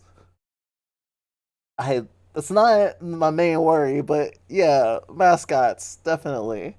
In conclusion, House Bill 3084's attempt to ban furries in Oklahoma's public schools raises concerns that its necessity and potential infringement on students' First Amendment rights. The lack of concrete evidence supporting the need for such legislation, and you're literally just saying the same thing like 5 times when I'm done with this article. Okay, we're almost here. Okay, so Bon voyage. We're finally fucking here. All right, here's the time. All right, so, Furry Weekend Atlanta. It happens in Atlanta. It's a big furry convention. And at it, there was this guy who was dressed up as Bon Voyage, a minor villain from the Disney movie The Incredibles, which seemed a little out of place at a furry convention, but people wear fursuits at anime conventions, for example. Oftentimes you'll see people dressed up as different things from video games at furry conventions. If you saw Chris, Susie, and Rousey from Deltarune walking around at a furry convention, I mean, people in cosplay, obviously, that wouldn't be out of the ordinary, even though the 2 of them are anthros and 1 is a human with blue skin. My point is to say that it is not out of the question for people attending a furry convention to be cosplaying a character who has nothing to do with anthros. However, the fact that the cosplayer who caused so much trouble this past weekend was cosplaying Bon Voyage, which sticks out like a sore thumb at a furry convention, seemed really weird. Now, I am showing you this picture because this is the picture that a lot of people saw and were just like, oh, wait, this is the big deal? Because people like me have said lots of loud things about how we're worried that, someone might have been doing a dry run for a hate crime one day. Or let's even take that anecdotalness out of it. What if a hate group sees this and goes, ooh, I really want to stochastic terrorize like this. Like, it's definitely noticeable, and I hate the shark in the back of my head going, but now you're showing it online, so anyone who hates you could go and go, oh my gosh, I should do this at the next con. And it's just like, availability to information and making information available is not the same as causing harm, and I think that it is worth it to get people knowing about this who may be affected by this, considering I'm sure that if my worst fears are correct, that is being talked about in whisper networks in online communities that I want no part of. And so I can't know what I can't know. However, we will continue. There's a lot of hearsay about certain events. I'm not going to go over a lot of what people posted about this. There are a lot of people with different experiences, and it's hard to corroborate a lot of facts, which is why I am choosing to use pictures as much as I can to explain what happened and why people had problems with it, and in the context of everything, why some people are writing it off. Before I move forward, anyone who was at FWA, I hope you had a great time. And me saying everything that I'm about to say does not invalidate having a good time at the con, or that future cons won't be safe and enjoyable. Just being careful. So this picture may not have alarmed very many people. Though if you, oh, I can't. Yeah, I see. Um, okay, I guess I did do it like that. So you see there's a little orange band on it to show that it's a fake. It's supposedly been checked by like security, and like approved. Fun fact: this prop gun was not the did not belong to the Bon Voyage cosplayer, but someone else that he was seen taking pictures with. Let's see another picture, shall we? So this is Bon Voyage with a few guys with military cosplay, and that, I mean, maybe at an anime convention or like at E3. At E3, this would make total sense. Like being in military outfits, but it just seemed really, really out of place. More than Bon Voyage, because Bon Voyage is at least a fucking like cartoon character. This is just military gear, and a lot of people were seeing this on the left, the Aloha shirt, and some people had some thoughts. Some people had some thoughts. Let me show you some articles so I can show you the thoughts. Aloha shirts on Boogaloos. Link symbol of peace to violence. Boogaloo is a loosely affiliated far-right movement that includes a variety of extremist factions and political views. If you saw Chris, Susie, and Rousey at a con, you wouldn't think much about it. Two of them are anthros, and the third is the close in the closet about it. The bill was real, but it never was gonna pass. It was just a dog whistle to the far right. Oh well. Oh yeah, of course. But I mean, there's plenty of anti-trans bills passing every day, and it does certainly take our attention away from all the other shitty bills that are being passed when they pass all these fucking like bills that are meant to scare the shit out of us. How about we get them vaccinated? How about we get them neutered? How about we send them to the pound? If neutered, you mean HRT, and by pound, you mean sets, and I'm here for it. I'm also up to date with my shots, thanks. This goes to show you, everybody, make sure you get all your shots. I think we could do with a new, with an update to our COVID vax, like a booster. Yeah, we could probably do with that. We have taken our flu, though. Make sure you get your flu shot. Hawaii, January 23rd, 2001.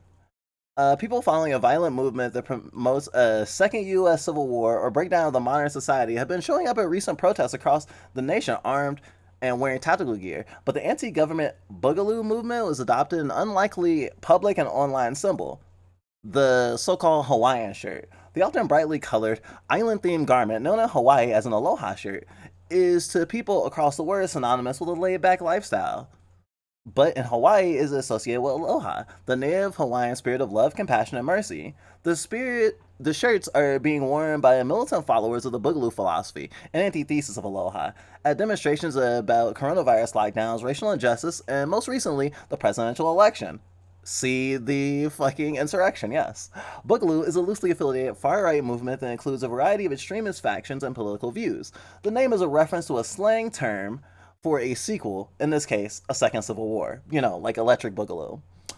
You have everyone from neo-Nazis and white nationalists to libertarians, said Cassie Miller, a senior research analyst at the Southern Poverty Law Center, which tracks hate groups in the U.S. And while ideologically there might be some differentiation among people who identify with the movement, what unites them is their interest in having complete access to firearms and the belief that the country is heading towards civil war. Miller said that those who follow Boogaloo, sometimes referred to as Boogaloo Boys, believe that people need to rise up against the government, which they see as tyrannical and essentially irredeemable, and that the only solution to righting what they see as their perceived grievances is to overthrow the state. I want to say this right here as a punk. These are not anarchists. I promise. These are not anarchists. Miller said of those who follow Boogaloo, sometimes referred to as Boogaloo Boys, people need. Oh yeah, I read that already. Those adhering to the philosophy often target law enforcement, Miller said, because the police are the most accessible symbol of the government at public gatherings. I don't know if this one. I don't know if this one part is true because like alt right people tend to get not punished by police very often, nor as severely as they should. People affiliated with the movement have been linked to real world violence, including a string of domestic terrorism plots. The movement has also been promoted by white supremacists, but many supporters insist that they're not truly advocating for violence. Attempts by the Associated Press to reach people associated with the movement were unsuccessful. If you look at their online spaces, their rhetoric is extremely violent, Miller said, and a lot of it is under the veneer of irony and humor. But there's something very real to it all. Yeah, it's post ironic. It's post ironic right wing culture. It's just and actually, like them taking a symbol for peace and turning it into a symbol for hate is a total Nazi thing. I don't know if you know this, but the swastika, the original Nazi symbol, was not. It was originally like a Buddhist symbol, and they basically like reclaimed it, and now it's ruined for everyone.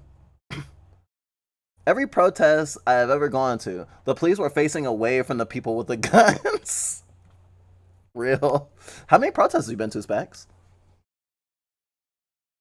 When social media sites began banning the use of the word boogaloo and those associated with the movement, followers started using different terms to mask their online identities and intentions. They'll adopt a slogan that sounds benign in order to evade scrutiny, in order to evade bans. And so a boogaloo, and so with the boogaloo, what you got is a sort of variations of the term showing up in online spaces. One of them is big lowl.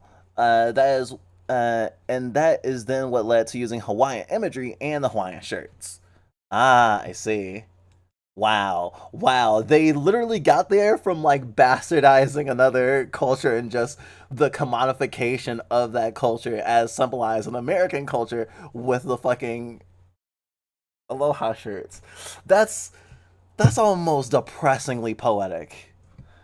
For them, it's a reference to show that they're in the know, that they're part of the culture, that they can identify each other at public gatherings like this. And I think that's how it functions. It's creating a kind of sense of camaraderie, also called a dog whistle. But those who live in Hawaii, especially Native Hawaiians, the aloha spirit attached to the commercialized patterns on the shirts has deeper meaning. The aloha shirt is one thing, but aloha itself is another. And the principles of aloha are deeply rooted in our culture, said Kaloa Prescott, a native Hawaiian activist who has led peaceful protests against the building of a telescope on a Hawaii peak indigenous people consider sacred. The principles of aloha are based on love, peace, harmony, and truth.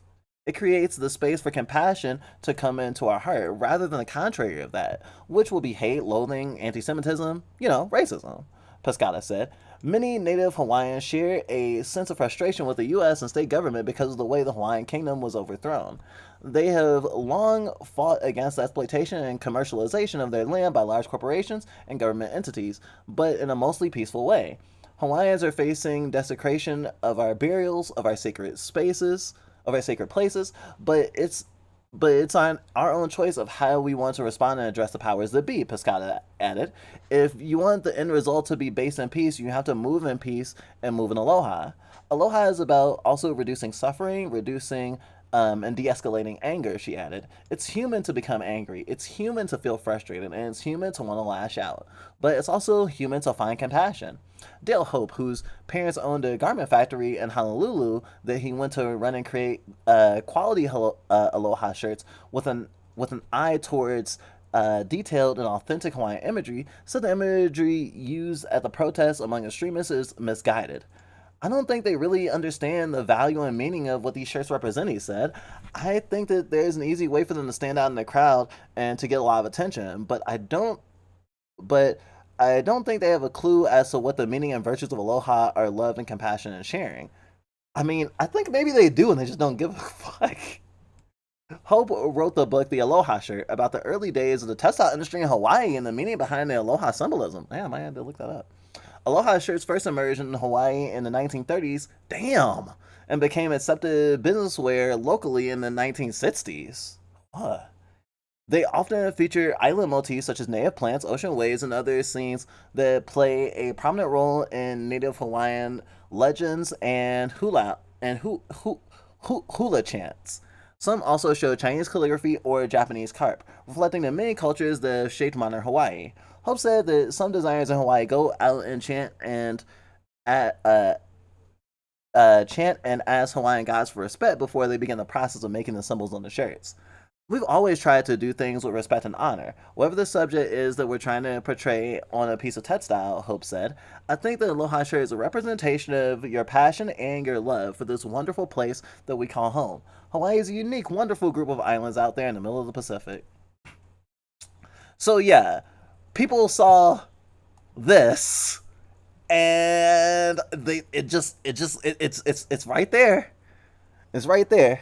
And it's just like it's just a little too close for comfort. Here's a different picture that uh is not. Oh gosh, I see a baby fur hat in this one. I didn't even realize. There's a gun pointing in the direction of a. It seems kind of a person. They're probably not pointing at an actual person. This is another one of the pictures that went viral, particularly because unlike the other one with the money bag and like the furry posing in fear, it just seems like impromptu out of nowhere. And you can kind of see the zip tie thing, but like imagine you're in a crowd around a lot of noisy people and you see that. I'd be a little worried. At least a little bit. Let's see. So here's the props weapon policy for your week in Atlanta. Prop guns are allowed as long as they do not look like a real weapon in any way. This includes both foam and color. Nerf guns are one of the best examples of a primitive prop weapon. If it looks like a real gun, it can easily be mistaken as a real gun in the distance. Even with an orange tip, it's not allowed. The purpose of a line prop weapon is to complement a costume and keeping with the theme. Props should be fantasy themed and not simply be replicas of actual weapons. Use this opportunity to paint your props bright colors to match your character. We also encourage the use of lights and sounds where appropriate. No prop should be operational in a way that can fire a projectile. This includes Nerf darts. Nerf darts should be nowhere on the con floor. Any props that use caps or percussion charge of any kind should be modified so as to be incapable of firing. Squirt guns should be rendered inoperable either with a large hole that cannot be easily covered, the end of the barrel unplugged, or the squirting mechanism removed. Airsoft guns, paintball guns, or BB guns are also not allowed. Any real, antique firearm, flare gun, starter pistol, movie realistic prop that has been modified not to fire or was designed never to fire is also prohibited. So this is someone took a screenshot. This is what the com rules were for guns. So it seems that the gun shouldn't have been allowed. And some people were saying that the gun the fake gun got in while with a bunch of accoutrements on it that made it look more in line with the props weapon policy, and everything was removed afterwards. This is hearsay. I cannot confirm this. But it does open up a possibility for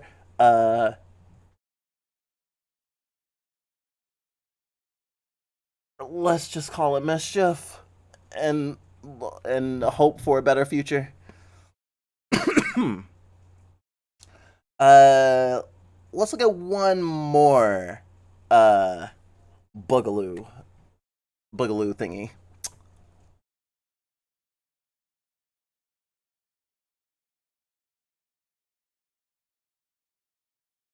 I mean, I'm sure the IL was really bad, Specky, but like they're doing that shit in places like New York. Cops are shitty everywhere.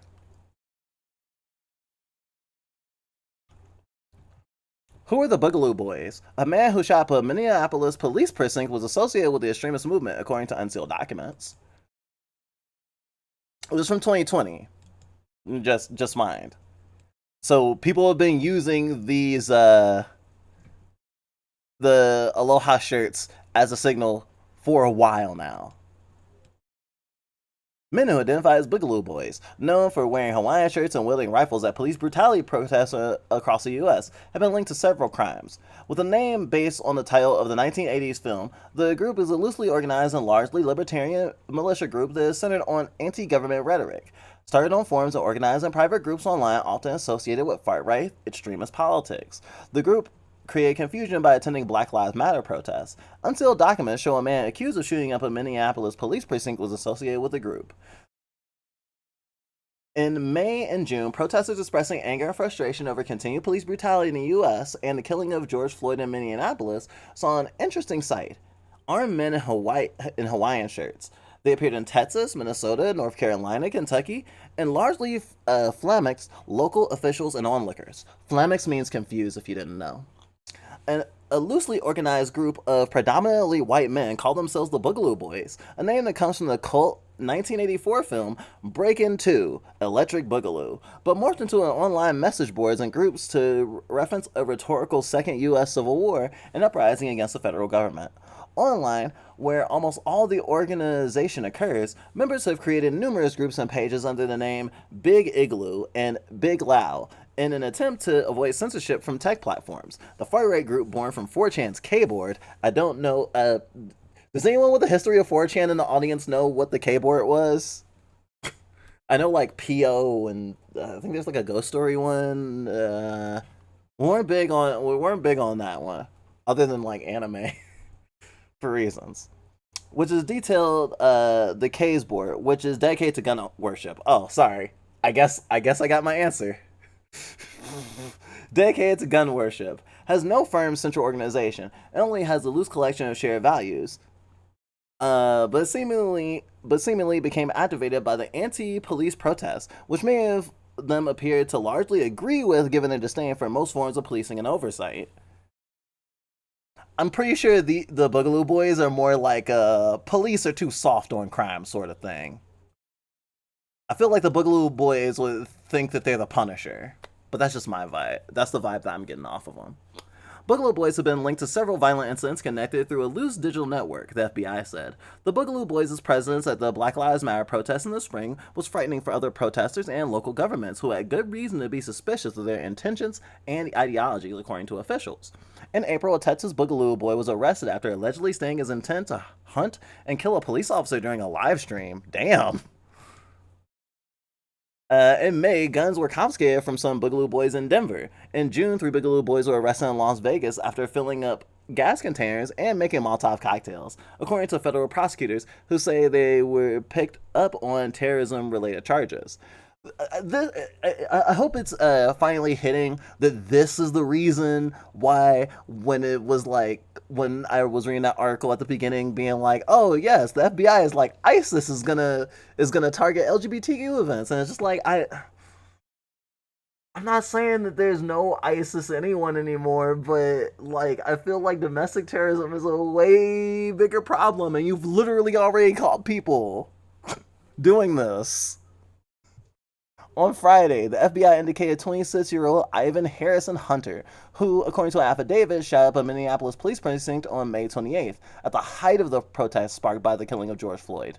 The unsealed document, obtained by BuzzFeed News, revealed that Hunter had communicated with Stephen Carlillo, the California Boogaloo member charged in June for allegedly killing 2 cops and injuring another, and in September a plot to give weapons to Hamas.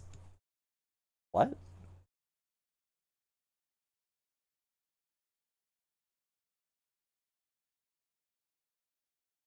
Two Boogaloo Boys allegedly tried to supply weapons to Hamas and join as mercenaries. That's a rabbit hole I'm not prepared for. Gosh.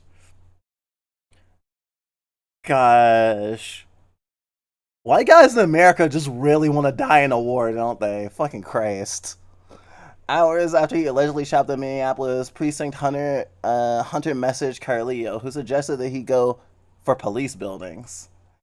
I did better, lol. Carlillo said, according to BuzzFeed News. The FBI said in June that Carlillo had shot and killed a federal officer in Oakland, California that night. The communications illustrated the loose digital network used by the Boogaloos to coordinate their plans. Facebook formally banned Boogaloo content on June 30th. Facebook, mind you, Facebook, designated a violent US-based anti-government network. Boogaloo Boys are pro-gun, anti-authority, and some have affiliated themselves with aspects of racist extremism. We have recounted, as was recounted in May of in a May Bellingcat investigation, the Boogaloo Boys are decentralized and largely without a firm power structure, meaning that their ideological identity isn't as homogenous as other militia or political movements like QAnon, which follows a specific set of conspiratorial theories. In the last 2 years, however, shitposting, sharing offensive and shocking memes just for fun, and gun collecting comparisons evolved into militia organizing and training on the preparation for the theoretical Boogaloo, or Civil War. This is the weirdest dystopia ever. Alexander Reed Ross, a researcher who tracks white nationalism and a doctoral fellow at the Center for Analysis of the Radical Right, calls the Boogaloos a rebranding of sovereign-style libertarian right militia organizations. A central tenet of Boogaloo groups is to encourage preparation for the impending war, and orient members towards anti-police and anti-authority action when the time comes. Put simply, most Boogaloo boys are preppers with a sincere hatred for the federal government, Reed Ross said. Excuse me. Researchers from Middlebury College's Center on Terrorism, Extremism, and Counterterrorism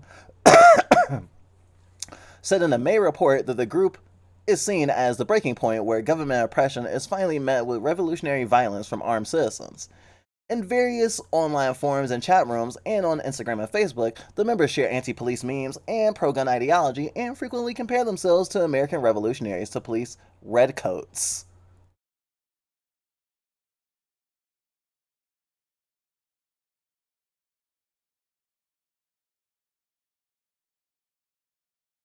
Oh, fucking Christ. Their opposition is not merely to Trump or to racist police, but the sort of overreaching authorities of federal government, and especially federal policing. These overlaps have been fairly common for a long time amongst right-wing libertarians, Reed Ross said.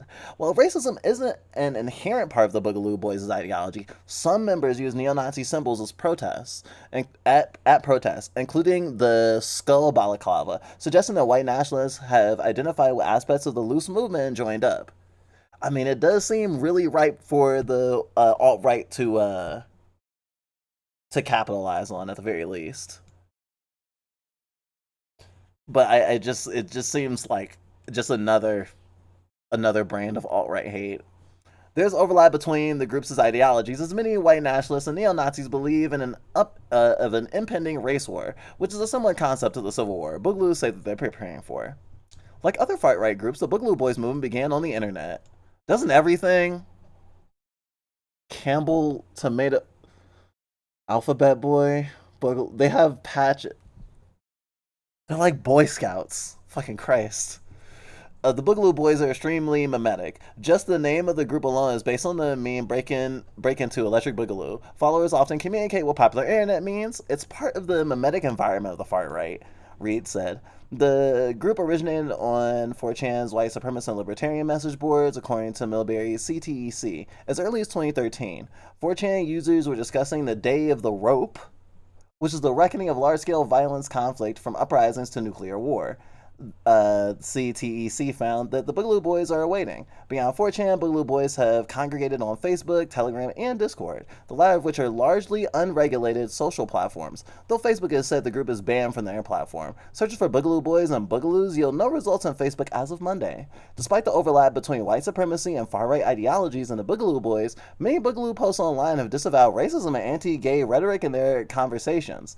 In a May 27 post on Boogaloo Boys' Facebook page, an administrator of the page said in a post that, as many times as we address our lack of tolerance for racism here, I feel like we've neglected to take a stance on the LGBTQ community within this movement. What?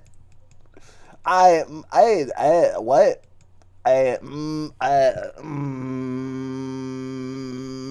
Wamazzy, what's up? I don't care how you joke with your boys or shit like that. It's not what I'm talking about here. What I'm referring to is mostly the religious stance some are taking against homosexuality or gender reassignment. I'm not going to get into a gender debate with y'all, but I will say that those who identify in that manner are just as deserving of freedom as you are. Wow. As comments on the page saying using gay slurs or whatever, let me be the first to say it's bullshit. Got a problem with gay people? Move the fuck on. Wow. That's so weird.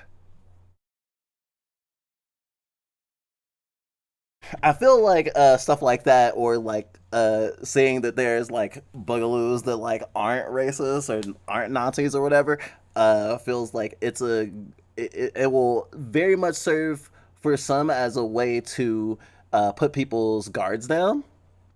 And it's like, oh no, they're not racist. They just want the same thing. I mean, that's why I was saying that they're not anarchists. You know, especially since they are. It seems as though since they're targeting federal authority, you say they're against the whole American government. But I hate to invoke the talk about the original and hopefully only Civil War in America, but the whole states' rights thing.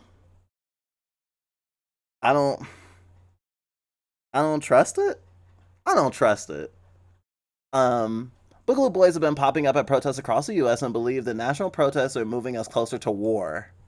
The Boogaloo's presence at nationwide protests has caused confusion and fear amongst protesters, with many of them calling them white supremacists and with governments pointing on them as outside instigators. Typically, Boogaloos have attended Black Lives Matter protests for one of two reasons. Some are hoping to co-opt the protests to start a civil war, form new militia groups, and feed the flames of what they view as chaos. So accelerationism, which is also bad and not safe for people and will get minorities hurt and killed.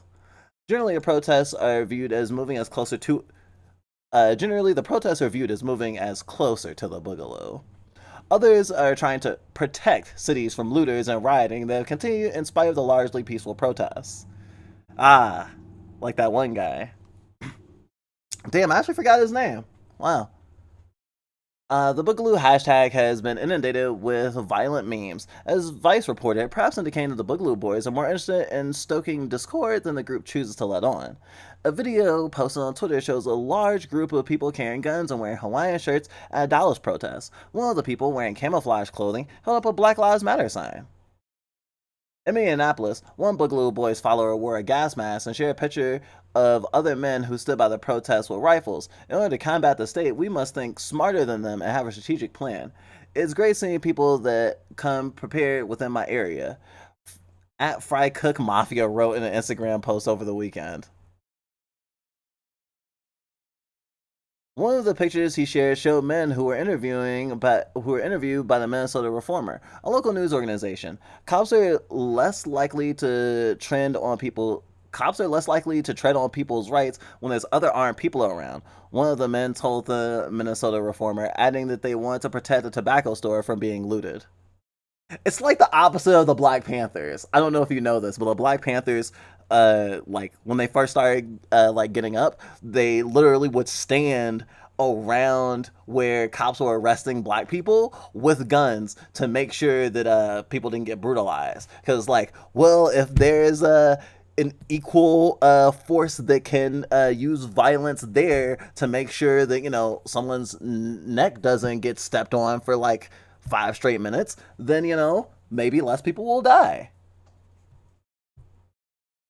Them wanting to protect a tobacco store is them literally wanting to be cops, by the way. I don't know if you know this, but police do not protect and serve. They protect property and capital. One of the pictures he shared showed men who were interviewed by the Minnesota.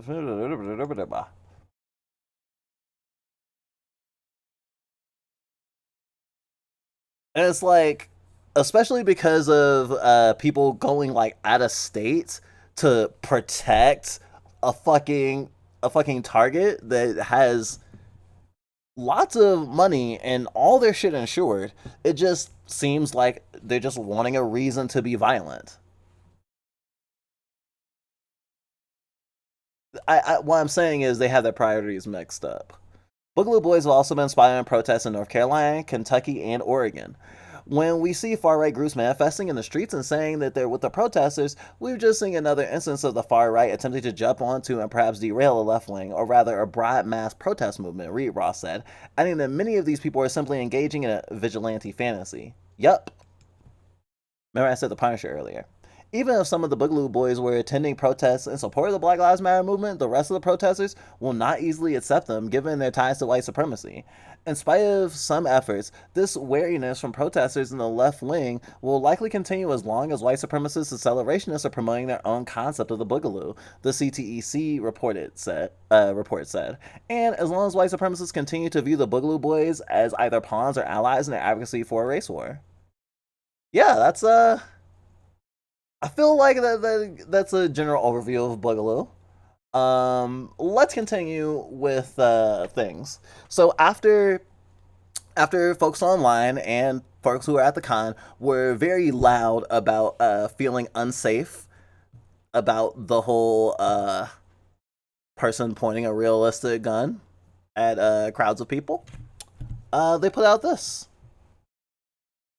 Hey y'all, we've been hearing a lot of feedback about attendees wearing cosplay and carrying prop weapons that made attendees feel unsafe this year. We have historically allowed for a wide margin of creative freedom when it comes to cosplay at FWA, but it's absolutely critical that we balance the freedom with an atmosphere of safety for all.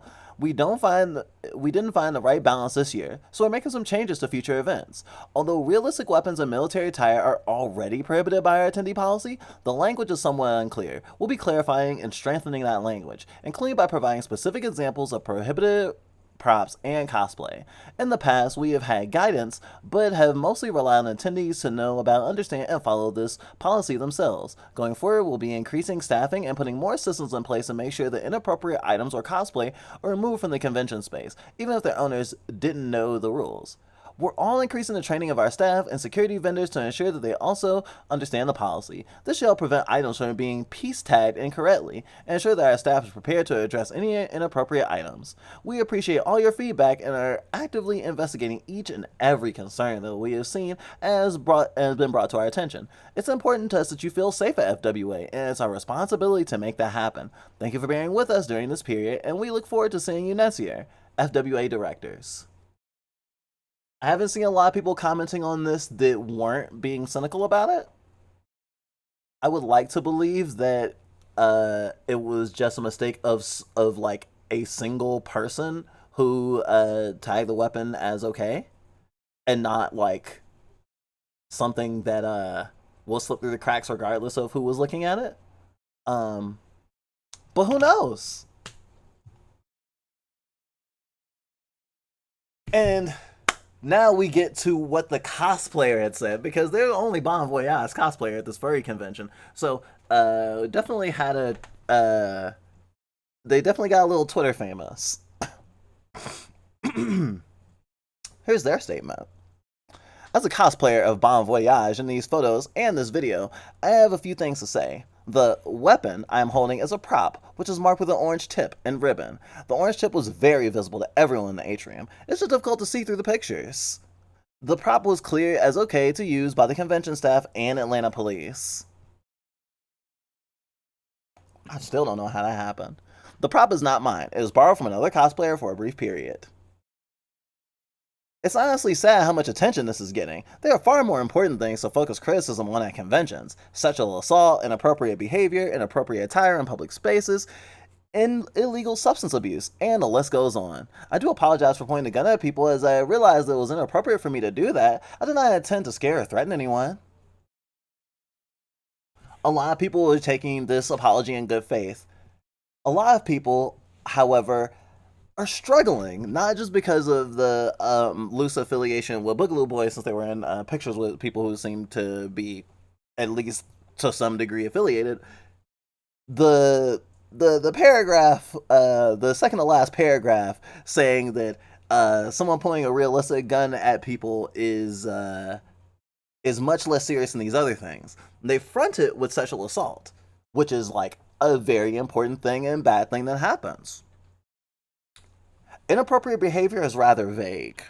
I don't know what that means. I don't know if they means people being sex pests or something like that. I'm not sure. Inappropriate attire in public spaces sounds a lot like saying people are being too slutty.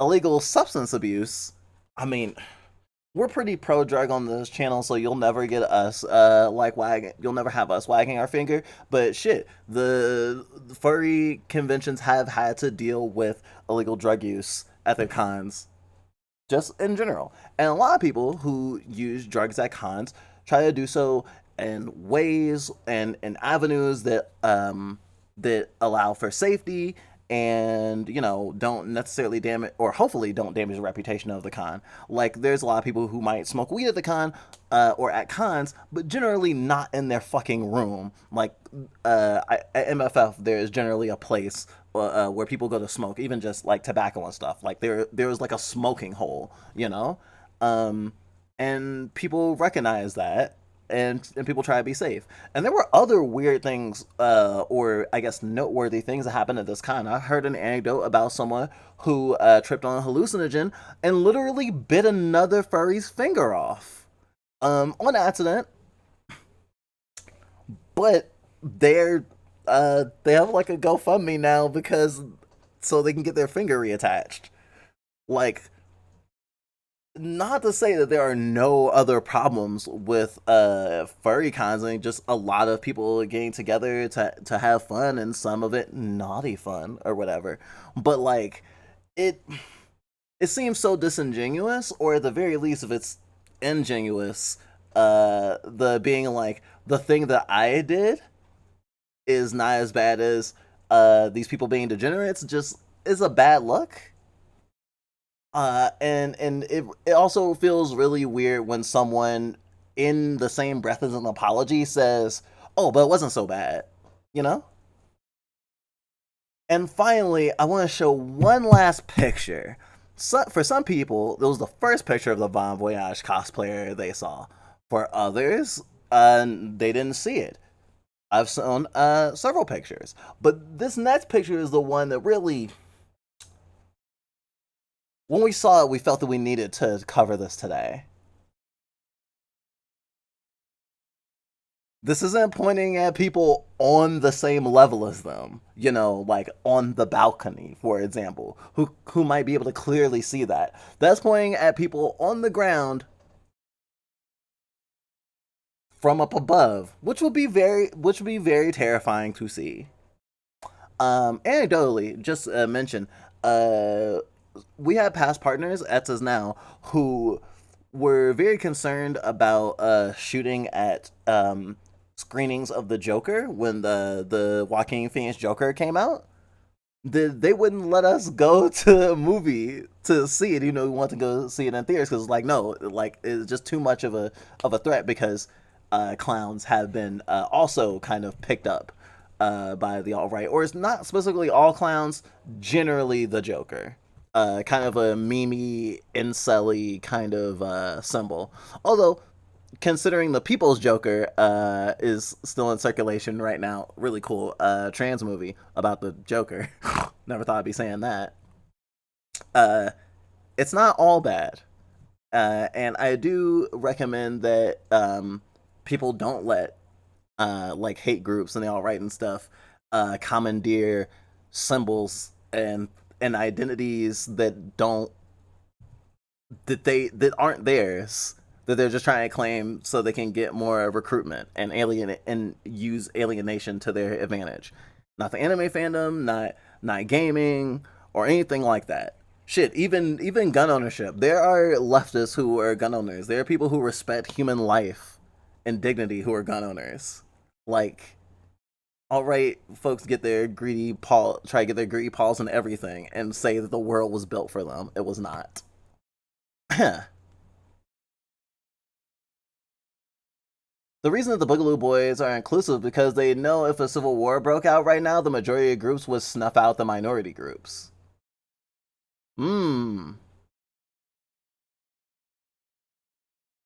That's one way to look at it. The con should point out that the furries aren't easy about the pendulum to move on and be harmed. Yeah, I feel like the con not recognizing just the context of the thing, not just the event itself, feels a little. It just makes me feel bad. Y'all can go to a theater and watch The People's Joker to make up for it. We want to. We definitely want to. We might not be able to catch one in our area though. If not, there's always other spaces. But yeah, the other major part that worried a lot of people was the optics of this. I don't know if you noticed, but there's a little PULSE under it. That is one location for a series of nightclubs in a couple of places where there was a hate crime motivated shooting. And this is what has people very, very alarmed, because there's a chance that the Bon Voyage here did not know of the connection between furries and being queer and queer people in the Pulse mass shooting. But it feels unlikely. I will hope there is more known. But in case you don't know, because I am not going to assume that everyone is operating with the same amount of knowledge I am, because we remember when it happened and it deeply affected us. However, it's not as though everyone knows about every like civil rights abuse and mass shooting that happen, especially as an American, where in America where mass shootings happen like a lot, a fuck ton, like way more than it's hard than one can count like by themselves. They need like fucking stat checkers to keep checking for like news reports and stuff, and especially if something doesn't get wide circulation, like a local newspaper or a website or something, sometimes it just gets lost in the sauce. I understand not knowing about it, but it was a pretty big deal at the time. So, on June 12th, 2016, 29-year-old Omar Beaton shot and killed 49 people and wounded 53 more in a mass shooting at Pulse, a gay nightclub in Orlando, Florida, United States, before Orlando police officers fatally shot him after a 3-hour standoff. In a 911 call made shortly after the shooting began, men swore allegiance to the leader of the Islamic State, Abu Akbar al-Baghdadi, and said the U.S. killing of Abu Wahib in Iraq the previous month triggered the shooting. He later told a negotiator that he was out here right now because the American-led interventions in Iraq and in Syria, and that the negotiator could tell the United States to stop the bombing. The incident was deemed a terrorist attack by FBI investigators. That is an interesting angle. Before checking into this today, we didn't know much of the motivations, especially because there's been a more recent like queer nightclub shooting. There's been more in our like conscious memory at the moment. Pulse was hosting a Latin night, and most of the victims were Latino. The shooting was the deadliest terrorist attack in the United States since the September 11th attacks, and the deadliest mass shooting in modern U.S. history until the 2017 Las Vegas shooting. America, we're always beating our own records. I can't believe it. I am not going to go over this entire Wikipedia page. I only have so many spoons, and I am not trying to bum people out any more than I'm sure the stream already has for the last 2 hours and 17 minutes. But going to the perpetrator, because I want to focus on this, because like the whole thing with the FBI being like ISIS like supporters are going to might be targeting pride events in June. Considering this was an anti-queer shooting and it was mentioned, it felt that knowing a little bit more would be interesting and relevant, at least to a certain degree. I don't want to completely discredit the FBI. just mostly. The gunman was identified as 29-year-old Omar Meaden, an American born in New Hyde Park, New York. His parents were Afghans and he was raised Muslim. At the time of the shooting, he lived in an apartment complex in Fort Pierce, Florida, 117 miles from the Pulse nightclub in Orlando. Manton's body was buried in a Muslim cemetery of South Florida near Halich Gardens. From October 2006 until April 2007, he trained to be a prison guard for the Florida Department of Corrections.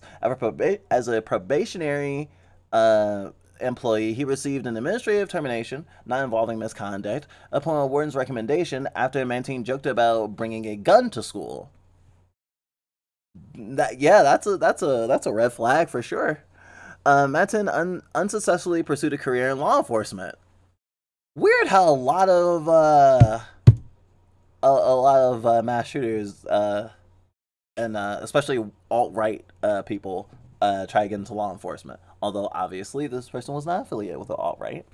Failing to become a Florida state trooper in 2011 and gain admission to a police academy in 2015. I'm mentioning it just because it's like, if someone wants to do violence on people, then they're probably going to try to get the state's legitimate use of force, because people who have been given the right to hurt people by the government have a better time getting away with it, and they can also do it more.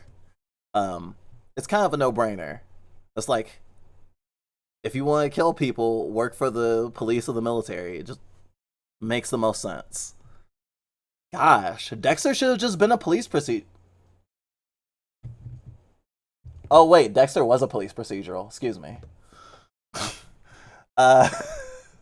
After his hamburger touched pork, according to a police academy classmate, men threatened to shoot his classmates at a cookout in 2007 after his hamburger touched pork in violation of Islamic dietary laws. Other witnesses said that they saw Manton drink alcohol and even get drunk. Since 2007, he had been a security guard for G4S Secure Solutions. The company said 2 screenings, one conducted upon hiring him and the other in 2013, raised no red flags. He held an active statewide firearms license and an active security officer license and passed a psychological test and had no criminal record. After the shooting, the psychologist who reportedly evaluated and cleared Martin for his firearms license in 2007 by G4S Records denied ever meeting him or having lived in Florida at the time, and said that she had stopped her practice in Florida since 2006 of January. Damn.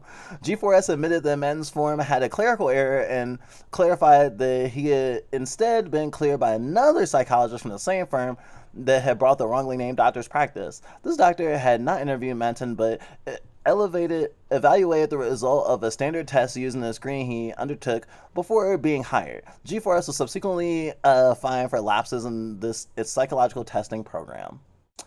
In 2019, Manton married his first wife, who left him after a few months. The couple's divorce final in 2011. After a nightclub attack, she said Manton was mentally unstable and mentally ill, and obviously disturbed, deeply and traumatized, was often physically abusive, and had a history of using steroids.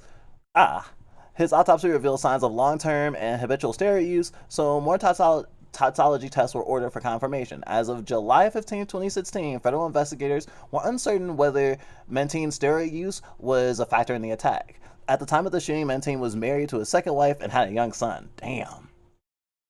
See, when covering this sort of stuff, it is generally good practice to not focus on the individual, because, people do this for attention and stuff. I really hope that someone isn't gonna do a mass shooting hoping that Fluff Bite covers it, right? I don't think that we're important enough that someone would want to do that. I fucking hope.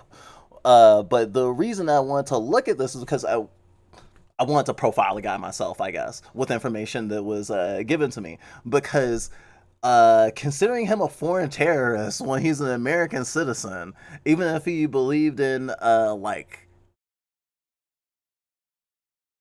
Middle Eastern extremism, is it? I don't know. I don't know if the government considers that domestic, if they consider domestic terrorism or the other kind. I was about to say homeland. If it's domestic terrorism or, like out of country. I forgot the word, but it just makes me think about the fact that like they're linking ISIS to anti queer sentiment in the United States, and yet it feels like the anti queer sentiment in the United States is not coming from like Islamic extremists, but rather from like Christian nationalists, and those ilk. So I just wanted to make sure for myself because I hadn't read this whole thing. Um, Here are the names of the victims because, like, I don't know, I feel kind of shitty having read that guy's life at a glance and just scroll past the victims. Um, I don't think I have the emotional bandwidth to read all these dead people's names, and it hurts me a lot.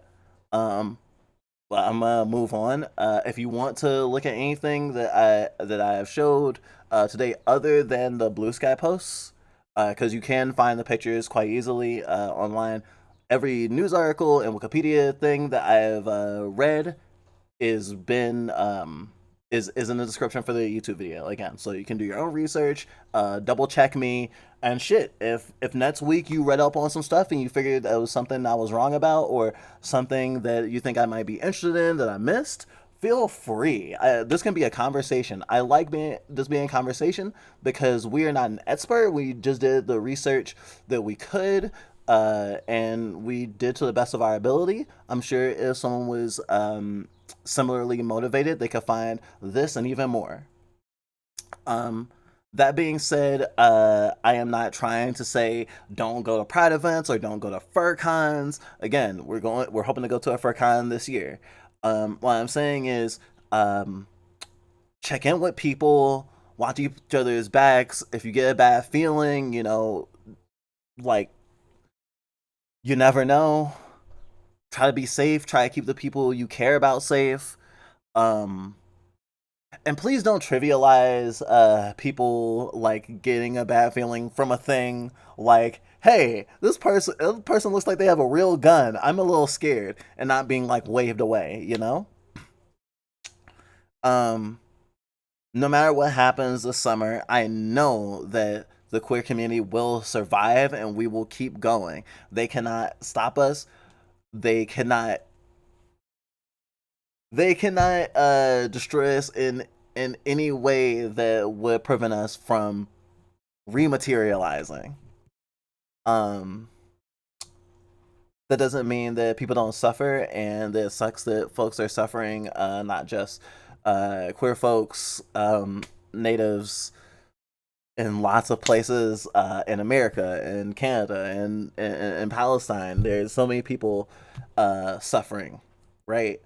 And any attention that I put on this is attention that I'm taking away from something else, and it's hard to keep that all in mind. And it's okay to disengage. It's okay to want to be entertained. It's okay to have fun. It's okay to piss yourself, which I have not done, by the way. And I just want to say thank you, everyone who stayed for this entire segment.